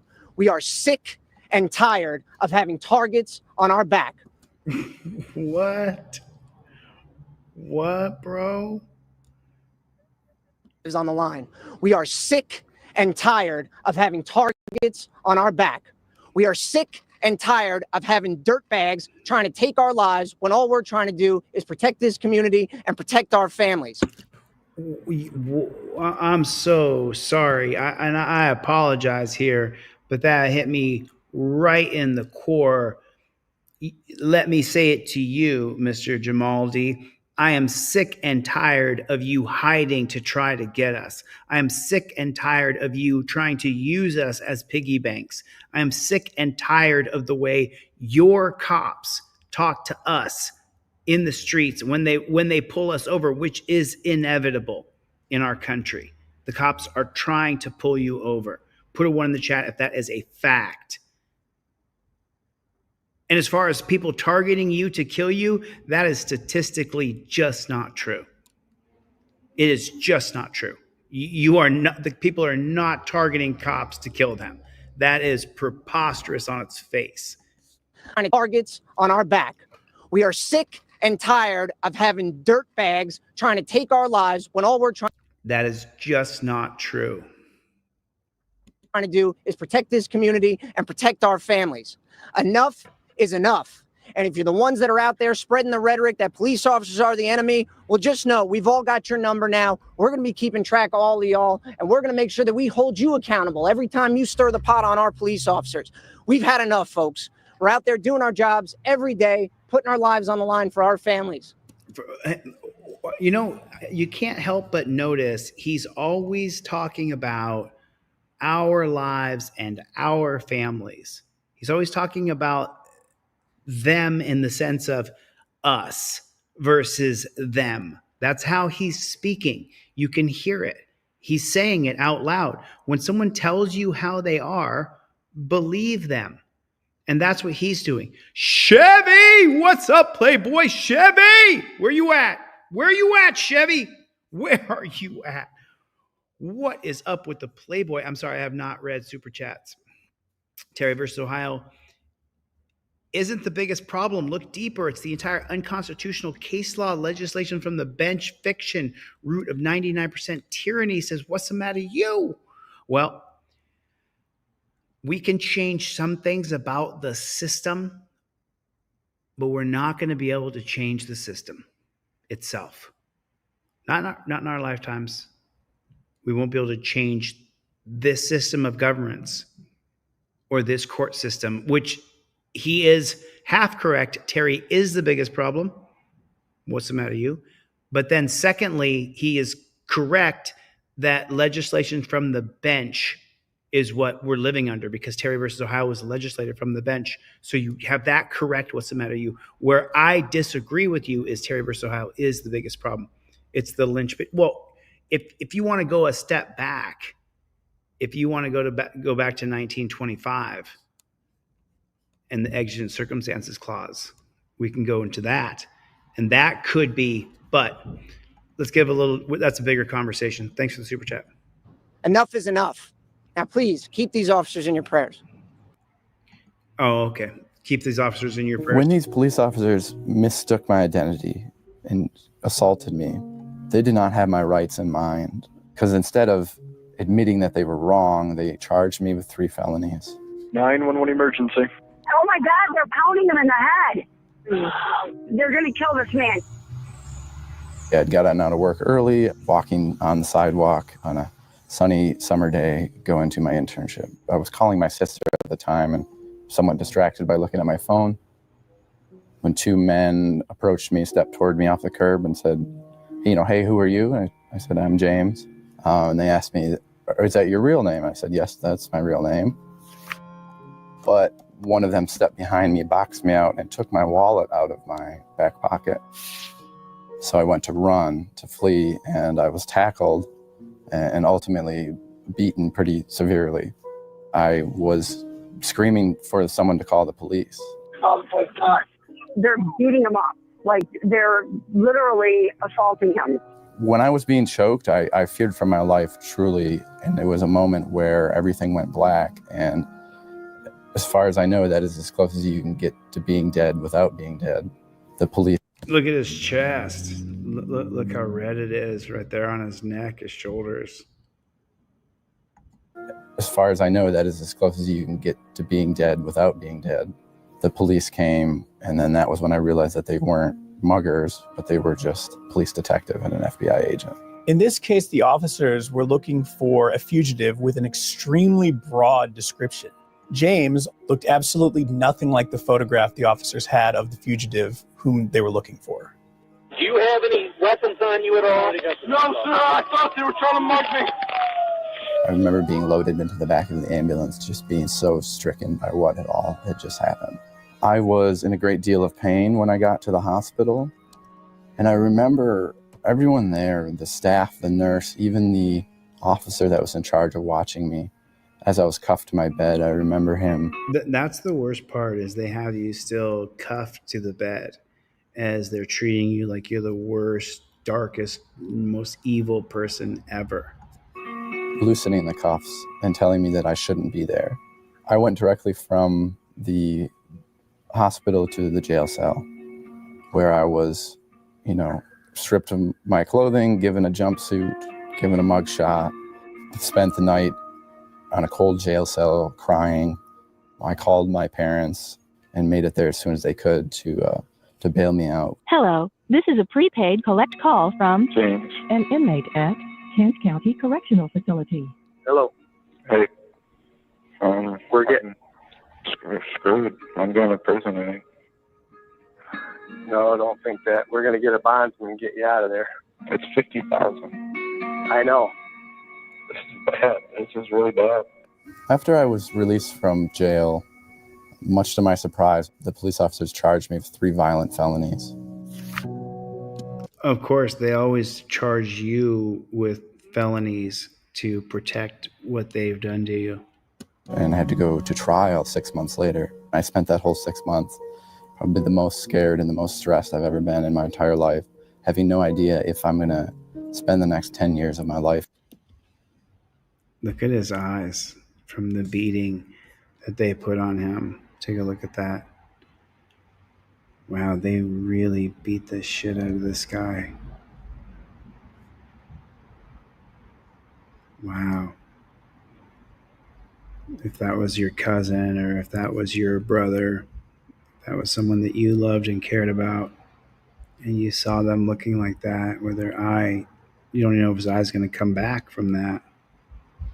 His eye vision might not come back at all.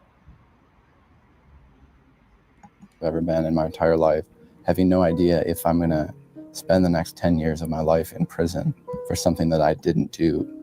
I remember my attorneys telling me, most people don't win against the government, and we know that you did nothing wrong, but if they offer you a plea, you should consider taking it. And they did, and I said no. I said, no, I didn't do anything wrong.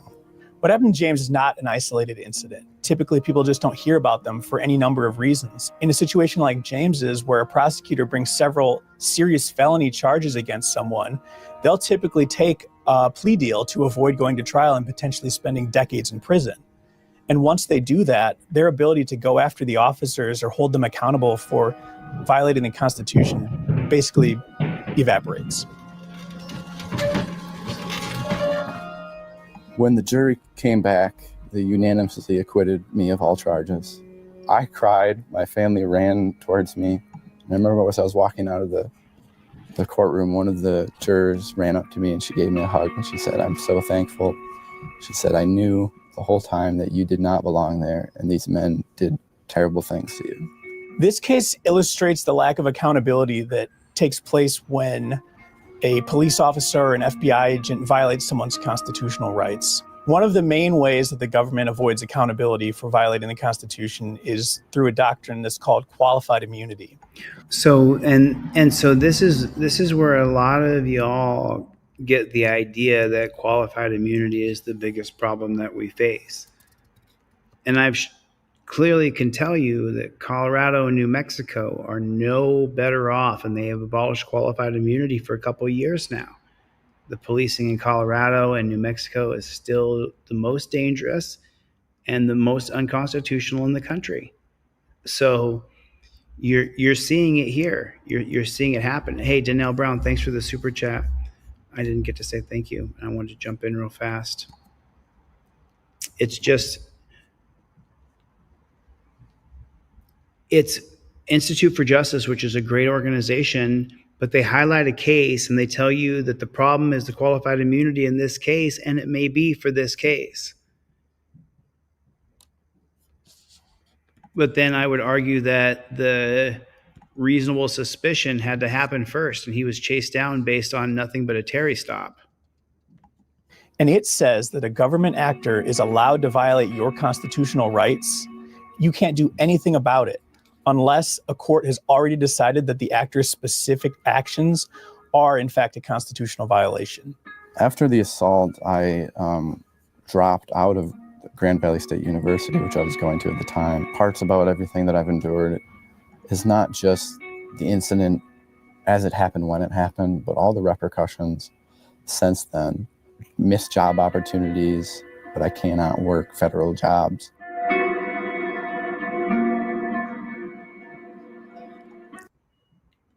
For the United States Supreme Court to make things right in James's case and more broadly in constitutional litigation, it needs to revisit this concept of qualified immunity and take a more engaged role in evaluating how difficult it is for plaintiffs to bring lawsuits against government officials who violate the Constitution.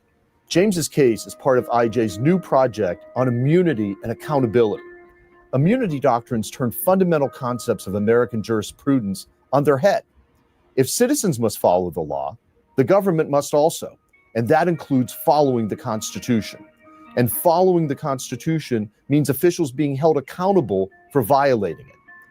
The Institute for Justice represents James to ensure that law enforcement officers can't operate above the law and free from the Constitution they were sworn to uphold. A victory for James will set an important precedent through which members of all state and federal joint task forces will be held to account for their actions. They were out of control pounding him. If the United States Supreme Court takes this case and hears it, and it is in our favor, as I firmly believe it should be, I hope that it changes things for the better. It didn't.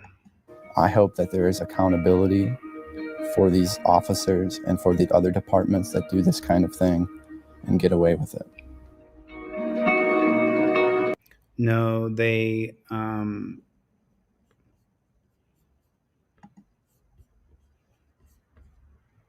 I don't think they took up the case.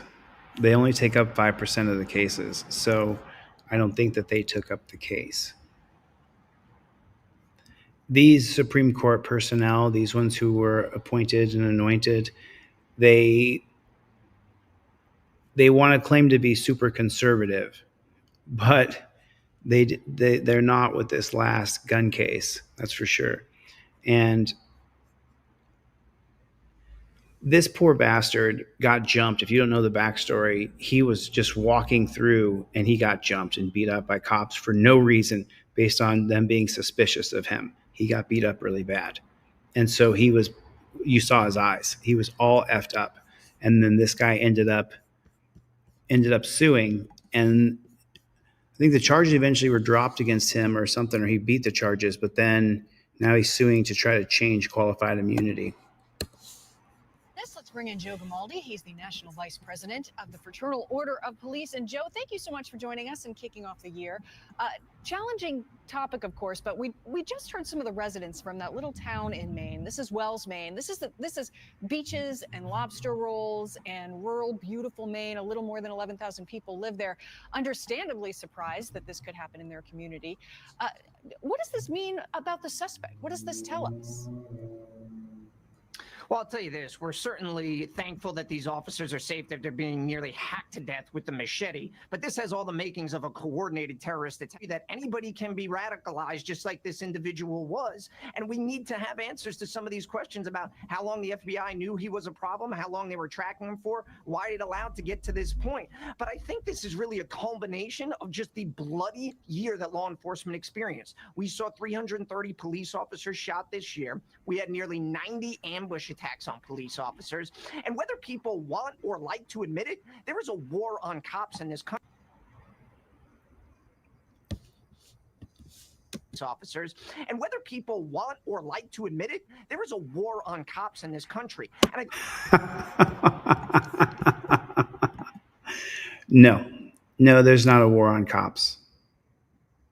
If there was a war on cops, if the citizenry just didn't distrust you and generally not like you because of the way that you speak to us, how hostile you are, how aggressive the policing is, the militarization of it, then that would be one thing. But there's no war against you. If there was a war against you, you would lose and lose badly because there's too many people with too many firearms. But no one's calling for that. No one's even said anything like that. But you make it hyperbole. 300 cops were shot in a country of 314 million people. 300 cops were shot in what's supposed to be a dangerous profession, because is there 300 crazy people in this world who do need to live in a box? Yes, there is. So it's a miracle that only 300 cops have been shot, because there's a lot more crazy people who need to live in a box. So only 300 cops have been shot. To me, that's a huge success rate for a country with 314 million people and the Second Amendment. So I don't know what he's talking about right here. I think the most frustrating part for the 800,000 police officers across this country is there has not been a peep from the White House on this terrorist attack or the massive bloodshed we've seen of law enforcement this past year. I mean, the silence from our leaders in this country is deafening. Yeah, you touched on a lot of things there, from the FBI having this suspect on the radar to use the words coordinated. But I also want to talk about the better tracking of people when they are on the FBI's radar. This is New York City Councilman Joe Borelli. You talked about someone in. If someone's under suspicion of terrorism, that's a good reason for them to follow someone. But when does the radar... So just hold on 1 second, okay? Hold on for 1 second. Under suspicion... Councilman Joe Borelli, you talked about someone in. If someone's under suspicion of terrorism, that's a good reason for them to follow someone. Who decided that they were a terrorist? Who decided it? Now, I know this guy ended up being a psycho, but who decides who the terrorist is? We started with, in 1991, with Iraq. and called improvised explosive devices, IEDs. We called those terroristic because they couldn't take on the Humvees and the MRAPs, so they would put little bombs on the ground and blow them up from the ground up. They called them terroristic because they were terroristic. We invaded their country, and they said their self-defense mechanisms were terroristic. So, with that being said, I just want to know who puts the moniker of terrorism on you. Who takes the crown and says, "Here, this person is terrorist." That's another question. But when does the radar screen turn into scrambling the fighter jets? Is it when they go to a mass event on a significant holiday? That should have triggered some sort of intervention. I would hope, and I think the public would hope too, that we're tracking these people with the purpose of preventing these incidents. And family members had brought attention to what they were seeing with this individual as well. Your thoughts? Well, I certainly think we need to be very vigilant in how we track these individuals and also keeping track of what purchases they may be making and what active actions they are taking. I mean, he is traveling to New York City on New Year's Eve. We have reports from the family members that he may have been radicalized. These are all warning signs that we need to be aware of in law enforcement. And in cases, we need to interject and stop this individual before it gets to this point. I mean, we're just lucky that he didn't kill 3 police officers and that thankfully they're going to make a full recovery. And now our only hope is that the justice system is actually going to, when it comes to criminals, thankfully they're going to make to this point. I mean, we're just lucky that he didn't kill 3 police officers.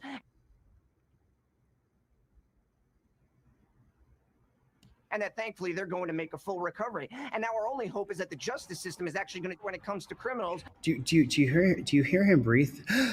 He does this really crazy breath thing. Watch this. They're going to make a full recovery. And now our only. Did you hear that? That he didn't kill 3 police officers and that thankfully they're. You can hear it. Before it gets to this point. I mean, we're just lucky that he didn't kill 3 police officers and that thankfully they're going to make a full recovery. And now our only hope is that the justice system is actually going to, when it comes to criminals, and hopefully we're going to throw the book at this dirtbag and make sure he doesn't get out of jail. Okay. You know, shifting gears a little bit, Illinois is set to become, or has become, I should say, the first state to do away with cash bail starting January 1st. But a judge effectively putting a pause on that in some of the counties because of a lawsuit, not including Chicago, though. So this has gotten a lot of controversy. People think this could essentially work because then you go to something along the lines of a dangerousness hearing, a detention hearing that replaces cash bail. Your thoughts on the actions being taken out there in Illinois? Well, I'll tell you, I think they're being pretty disingenuous when they call it the Safety Act, when it sure as hell isn't going to make anybody safer. Because wherever they've eliminated cash bail or did bail reform, it's been an unmitigated disaster. And look no further. They look right in their backyard in Cook County in Chicago. They instituted bail reform, and 50%, University of Utah study said, did on violent crime while they were out. And this is amidst Illinois. So, okay. So then he just said it. Janelle, thanks for the gifted memberships. I appreciate it. So he just said it himself. Gamaldi himself just said it. So let's play it back just real quick. They look right in their backyard in Cook County in Chicago. They instituted bail reform, and 50%, University of Utah study said, did on violent crime while they were out. And this is a myth. Right. 1 out of 2 people recidivate nationally and go back to jail or prison. So then could it be, ready, jail and prison doesn't work? Could it, I mean, just, whoa, put it out there. It makes our cities dark, dingy, and gray. It ruins people's lives. It knocks them back in society, so they're further behind than they need to be. They can't operate smartphones if they get been in jail for years on end sometimes. The learning curve is steep. Socially, they get left behind. Family-wise, they get left behind. They become a bigger burden on the family. They earn less money. You incarcerated them instead of making them better in any way, shape, or form, so you could employ a certain sect of people.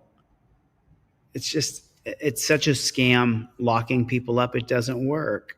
And he just said it himself. 1 out of 2 is going to go back. So whose failure is that really then?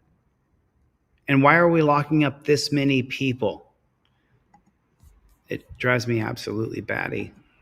Illinois is experiencing a 48% increase in murders over the last 10 years. So Then his breathing, he sucks in like that every time he wants to breathe. It drives me crazy. But 48% increase in murders. it's just complete ignorance to push revolving door criminal justice policies while we're in the middle of a historic crime wave. I mean, The revolving door, he's saying it out loud. The jailing process doesn't work at all whatsoever. Not kind of, not sort of, it doesn't work. And that if we just keep doing it. The stupidity of this boggles the mind right now. And it really shows you that politicians, they don't care about victims. They don't. No, dude, your policies don't work. Locking people up doesn't work. It doesn't make society safer or better. Okay, let me bring it all home for you. Let me wrap everything in a nice bow and tie it up for you, okay? If locking people up and at this crazy rate where the jails are full, right? If it has worked, then why has the murder rate increased by 48%? Because locking people up does not work. It creates a more barbaric and brutal society, subjecting people to dungeon treatment. Creates more of a Lord of the Flies environment. It reduces people's learning capacity, their economic capacity, their family capacity. It reduces people completely. So they're more prone to do what? To kill each other over scraps, over nothing. That's what his policies have done. If it was working, it would have worked by now. We've locked up millions and millions of people since Terry versus Ohio. And now he's saying, why won't you listen to me? Why won't you hear what I'm saying? We've done it your way. It literally has made our cities crime-ridden and horrible. Do you guys get what I'm putting down? I haven't looked at the comments, so I'm so sorry. Do you guys understand what I'm saying? To put a 1 in the chat if you get what I'm saying. I see a super chat. I didn't see it. I'm sorry. I wasn't even looking. Jeff Bacone, what is going on, bro? Thanks for the super chat. I appreciate it. God bless you. Ali Ali Baba. I appreciate you, man. Thanks. So, but listen, do you see do you guys understand what I'm saying to you? Who's pro-crime? Nobody. Who's like, yay for crime, yay for robbery, and yay for murder? Nobody. Like, steal more bikes, right? The sane, normal, regular people. We're not for that. Fair enough? Okay. So, but the way they've been dealing with people who steal bikes, who rob, who assault, who hurt people isn't working. It's not making our communities safer. That's what I'm trying to express. That's what I'm trying to get across. And he's like shocked that people don't want to listen to him and his ideas anymore. Well, don't care about business owners and they don't care about the law-abiding people in their communities. Joe Gamaldi. Right, locking people up is going to make our community so much safer. Okay. Thank you so much for talking to us. You are rapid fire. You always get a lot in. You are rapid fire, Joe. Joe, thanks so much for talking to us. You are so rapid fire. The way you are, you're just so good, Joe. You're just so rapid fire.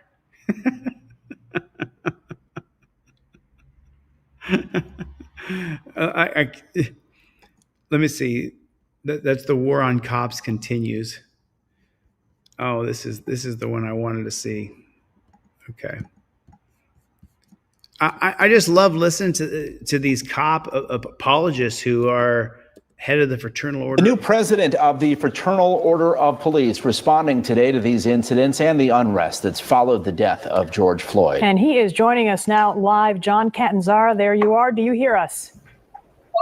Yes, good afternoon. Okay, good afternoon to you. Let's begin with what we heard Mayor Lightfoot say. Her reaction to all of this was, it is unacceptable and these officers need to be fired. How do you respond to that? Well, let's start with the obvious. She's really calling for an officer to be fired who gave people the middle finger after she just told the president of the United States, F you. I mean, should she resign? I think she should. If she's going to hold him to that standard, she should hold herself to that standard. We'll be gladly to accept her resignation effective immediately. John, when you see video of officers swinging their batons, breaking car windows at the Brickyard Mall, putting their knee on somebody's neck, what is your reaction to that? Is there room for improvement? Is there room for de-escalation? Well, let's start with the knee on the neck accusation. There is no foundation to the knee on the neck. To me, what are you talking about? There's no foundation for a knee on the neck? there is no foundation to the knee on the neck. Hold on a minute. I mean, I wish I could magically make a montage, just click, click, click, click, click, click, click, click, click. How many, put a one in the chat, if you've seen hundreds, if not thousands of videos where a cop puts his knee across the back of someone's neck. Put a one in the chat if you have seen that time and time and time again and again and again. What are you talking about? You're lying. You, dude, right there. You are a lying scumbag. You're lying. Has no foundation. What are you talking about? There's no regard for our lives at all during your POW, prisoner of war, style of arrest upon suspicion of one of us. And this is the reason why there's so many people who dislike you, Joe. Just want to be clear. To me, the knee was on the shoulder blade or the collarbone. That is a perfectly taught tactic to keep us on no foundation to the knee on the neck. To me, the knee was on the shoulder blade or the collarbone. That is a perfectly taught tactic to keep a subject pinned to the ground. A subject. That's what we're taught in the academy. Right, you're taught to put your knee on people's necks. It was never on the neck. So, boy, you know, I know everybody likes to ratchet up the rhetoric, and including the mayor, because the simple fact is this is all about her failure to perform because she is calling the shots. She was the one who told me personally last Friday that this city was never going to be Minneapolis. Never. Repeatedly. And yet here we are. Again, there was no plan. There was no very minimal response, and it fell directly at her feet. So what does she do? Throw the police under the bus now and throw the attention there so she doesn't keep getting heat from aldermen like Alderman Beal and Lopez, who are calling her out for the lack of response that decimated neighborhoods throughout this city. Okay, so let me ask you this. How do you then talk to an officer, for example, the one who gave the middle finger to a protester, allegedly, the one who allegedly maybe put his knee on somebody's shoulder blade, as you said? So how do you talk to them? What do you tell them? Do you tell them, hey, that's okay, go ahead, keep on doing it? I mean, how do you respond to them? Well, it's two separate conversations, clearly. Like I said, the officer who put their knee to restrain a subject on the ground, I'm not going to say anything to him. I'm going to say, good job. You absolutely did the proper tactics. They had a very articulate, suspicious reason to stop that vehicle and get the occupants out. And when they're resisting getting out of the vehicle, they may think they have a reason to not cooperate. But when the police are giving you an order, you're obligated to follow that order. You can complain all you want after the fact. But when they're giving you a lawful order, you need to follow it. And they weren't doing. This is Terry versus Ohio. The reason why you can be ordered out of the car is because of Terry versus Ohio. They're going to say Pennsylvania versus Mims. The jurisprudence of Pennsylvania versus Mims is the wedge, the lip, the cliff, the case law that Pennsylvania versus Mims hinges on is Terry versus Ohio. You can go back to Carroll versus United States in 1925 that creates the exclusionary rule. Carroll versus United States is the linchpin that Terry versus Ohio lives on. It's the lip, it's the ledge, it's the case law, the jurisprudence that creates Terry. Terry creates Pennsylvania versus Mims. No Terry, no Pennsylvania. You wouldn't have to get out of the car in the name of officer safety without Terry versus Ohio. We should get rid of the exclusionary rule, which would then give us our rights back in automobiles, because everything's based on the exclusionary rule when you drive in your car. Doing that. So the next step is to take them to the ground. That's what was done. People were arrested. Nobody wants to talk about the follow-up part of that incident where the young lady in the backpack punched an officer in the ear. That was an aggravated battery. The felony charges were filed. Again, the baton strikes, everything else, they show little. We heard him bring this up in a different interview that I showed already. Now he's bringing it up again. Nobody's talking about that. Apparently, you're talking about the punch in the ear to everybody, bro. He got punched in the ear and there was an eardrum damage. I'd love to see the actual follow-up from that as far as medical records, because I don't believe that anybody got hurt. Clips. They don't show the whole scene or what led up to it. You're only getting a lady's version of the story, and that's not the whole story, oftentimes. We show the video that we have. John, we know your men and women on the police force are facing very difficult times on the streets. We appreciate you joining us. Let me just add this. You know, he's not done yet. And listen to the state-run media operative. Force are facing very difficult times on the streets. We appreciate. We know you're facing very difficult times on the streets. Chicago's very own Channel 9 cops sucking. Well, let me just add this. You know, the hours my men and women are working, our officers are working extremely long hours with not a single day off. That also was discussed about Superintendent Brown, about the stress that brings on to people and officers. Again, I have over 500 officers probably outside my offices right now because of a protest that was planned here, standing in the heat all day. Again, for the 8th day in a row now? Some of them even longer than that. John Catanzara, thank you so much for your insight. We really appreciate it. We have to move on to other stories this afternoon. Very good. Thanks for your time. Thank you. So she literally had told him that she had to go. No, I'm not listening to this jackass. She literally told him that she had to go. We're gonna get into this one in one second.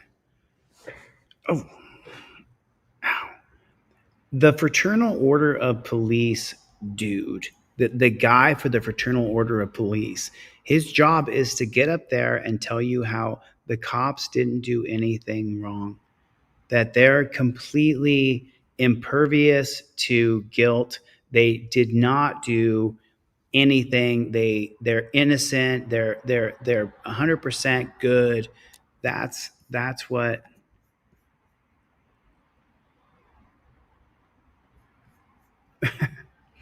You know, I am tempted to just reach out and call her, but we will see. We will see. It just, let me get into what I'm doing here, but I just can't stand the one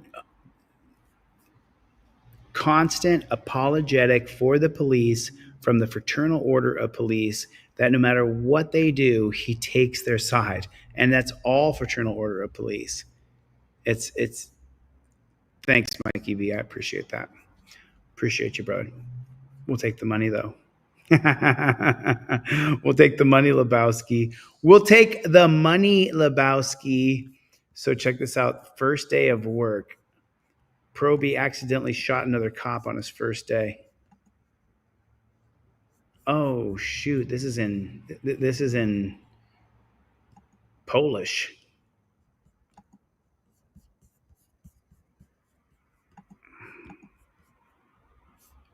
Oh, this is in Polish. I can't read this. Sorry. I'm lost. I can't read it. I was going to read it, but it said a cop shot another cop on the very first day. Like, you know, this is part of I have a big thing for Team DLZ tonight. If you're on teamdlz.com, you have I'm giving you a full update tonight. I cannot wait to show you what we've done, but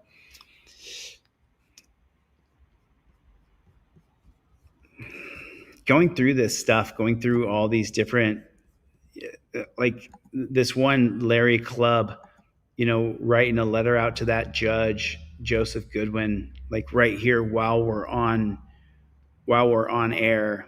It's like that stuff to me is gold. You know, actually getting the letter done, which I did. I'm going to tweak it ever so slightly when I get off here, but it's like, which I should probably do. I should get the flock out of here. I did not give any trifolds away today, and I wanted to. I wanted to give some trifolds away, but I just didn't. Did anybody get the 2-for-1 trifold today? Let me check. And if anybody did, then I'll give some trifolds away. That's what I will do. Delete laws. Let me check real quick. Just bear with me for 2 seconds. I'm going to see if I can give some trifolds away, because then I love it. You know, you only have so many things that you do that you can give to another person, you know? So this is what makes me feel good, is when I'm able to give my product to other people. You know, when people buy my product, it's like, you're like, you bought my product. You bought my product. I do have 2. Let me see if I have any persons, and that's going to be Alexander and Josh, who bought products.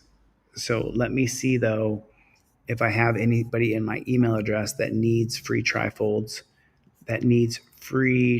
Small Miracle Garages. What is up, Jake? Thanks, dude. Appreciate that, dude. Appreciate that. Thank you, Call of Duty Auditor. I didn't see what it is. Call the FOP, JD. Call the FOP. I wonder if they answer. Do you think they answer on Friday night? Do you think that the FOP answers on Friday night? Let's see. Call Fraternal Order of Police in Los Angeles. Let's see. Here, can you see that? Do you see that right there? Are you guys seeing that? Should I give them a call real fast? Should I just give them a call? It doesn't matter. It's Saturday. Is that what you said? Let me grab my phone. Let me grab it.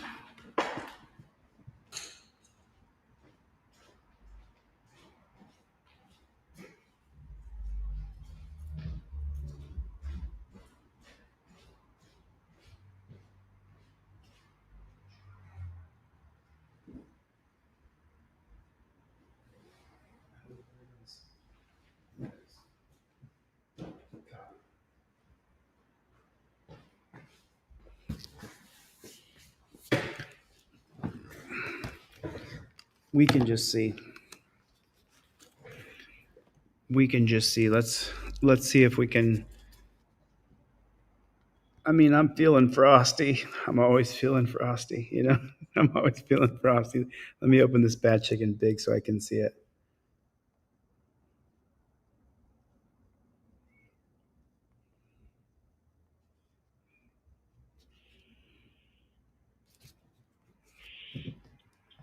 You've reached the California Fraternal Order of Police. Our offices are currently closed. Our normal business hours are 9 a.m. to 6 p.m. Pacific Standard Time, Monday through Friday. Please visit cafop.org for more information. Leave a message, and we'll get back to you during the next business day. Thank you. We are sorry, there is no one available to take your call. Please record your message after the tone. Press star to discard the recording, or press any digit to end the recording. Well, how you doing? My name's JD. I'm a member of the press. Everything I do is recorded and on the record. I was just giving a call, find out something about Terry versus Ohio. If I could talk to you a little bit about that. That's what I was calling for, because I'd like to get rid of the whole officer safety mantra. Officer safety, in my opinion, is a gigantic unconstitutional juggernaut that has turned policing completely upside down in our country, and everything is now based on officer safety first, more than anything else. And then also, I think that getting rid of reasonable, articulable suspicion, I think that that's a big one. Getting rid of that one, and then getting rid of that whole pat down thing.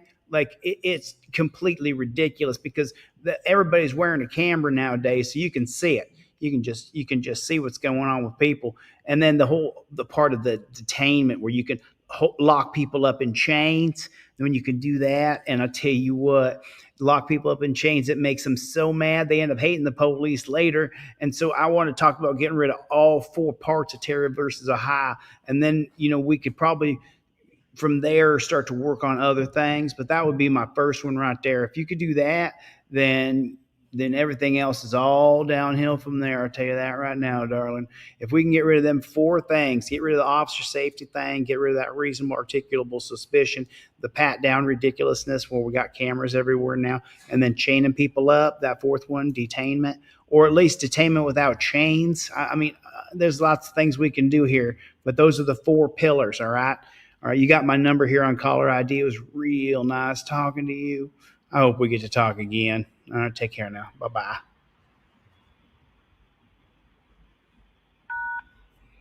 Press 1 to listen to the recording. Press 2 to save the recording. Well, how you doing? My name's Jason. Got it. There it is. There it is. I tell you what, you son of a bitch. I was listening in and I was telling people, damn, I tell you what. Oh, let's talk about this. Charlie. Charlie.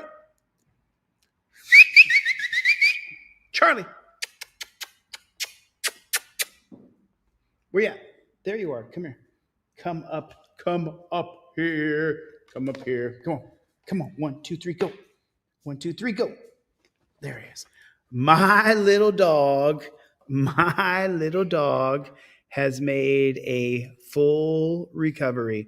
Haven't you? Come here. Let me see your face. I will just, let me get up.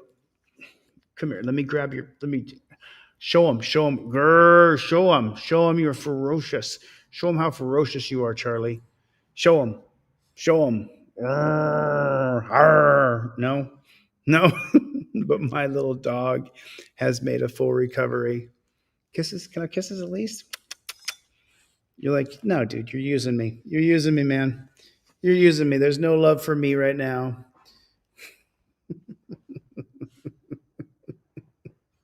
Okay. Wow.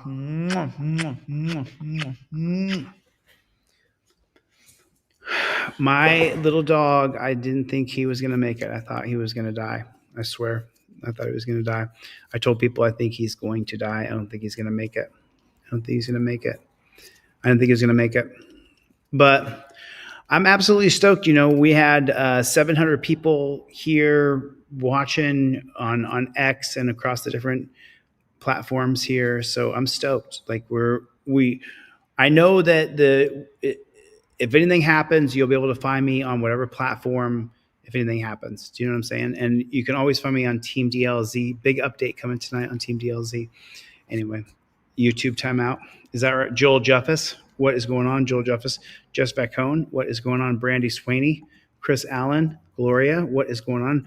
Danelle, good to see you. Yeah, got you. Team DLZ, we're all the way. Lou, what's going on? What's the matter, you, Rob?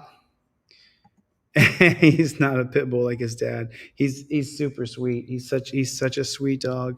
It's the nicest dog I've ever had in my life. He's the sweetest animal ever. Blake Moore, what is going on? Playboy, Danelle, Bill, what is going on? Man, we got the whole Twitter crew over here. There's so many people on Twitter. Thank you for coming, Twitter people. Yeah, we brought some people in on Twitter. That was great. I really love it. We have something big coming up. I've got this game where we're going to put this game out in December. We've made so much progress. I can't wait to show you guys. If you guys are supporting me on teamdlz.com, thank you so much. Stick with me. We don't stop. I'm going to get this board game out. And then we're going to plan a party together. How that all comes together, but I'm going to plan a party together because of Constitutional Law Scholar. I think it's going to do really, really well. It's a really well thought out game to learn history that's fun and interactive for ages 7 years old to 100 years old. Everybody can play the game. It is so cool. So I'm looking forward to putting it out. Listen, I did not see Chevy, but shout out to Chevy, to Cope, Doggy Dog, V. Boyer, Bruce, Greg, Mikey, Jessica, shoot, there's Danelle, there's plead the fifth. There's so many people. Small Miracle Garages, Jake, Mikey, Jim. There's like so many people. Joel. There's like so many people. You have no idea. Bill wrote Birds. There's Kevin Brzezinski, Max. Oh, Steve Conkler. Where you at, Steve Conkler? Where have you at? I've not seen Steve Conkler in the chat in a minute. Where is Steve? Brent, Jody. There's like so many people who are just Christine. What is going on? My pup is okay. He was so raring to go earlier, and then I had him go to the bathroom. Let's OTVO. Brick. What is up with the Playboy? What's going on? Brick Jonesy. Unisex, Unibomb. What is going on? Rising Tides. What's up, Lou? Melissa. Ages. Kinetic. Oh, listen, I got to get the flock out of here. I've been on here for 4 hours. I will see you guys on the next one. Thanks for coming to my TED Talk. Later, Gators.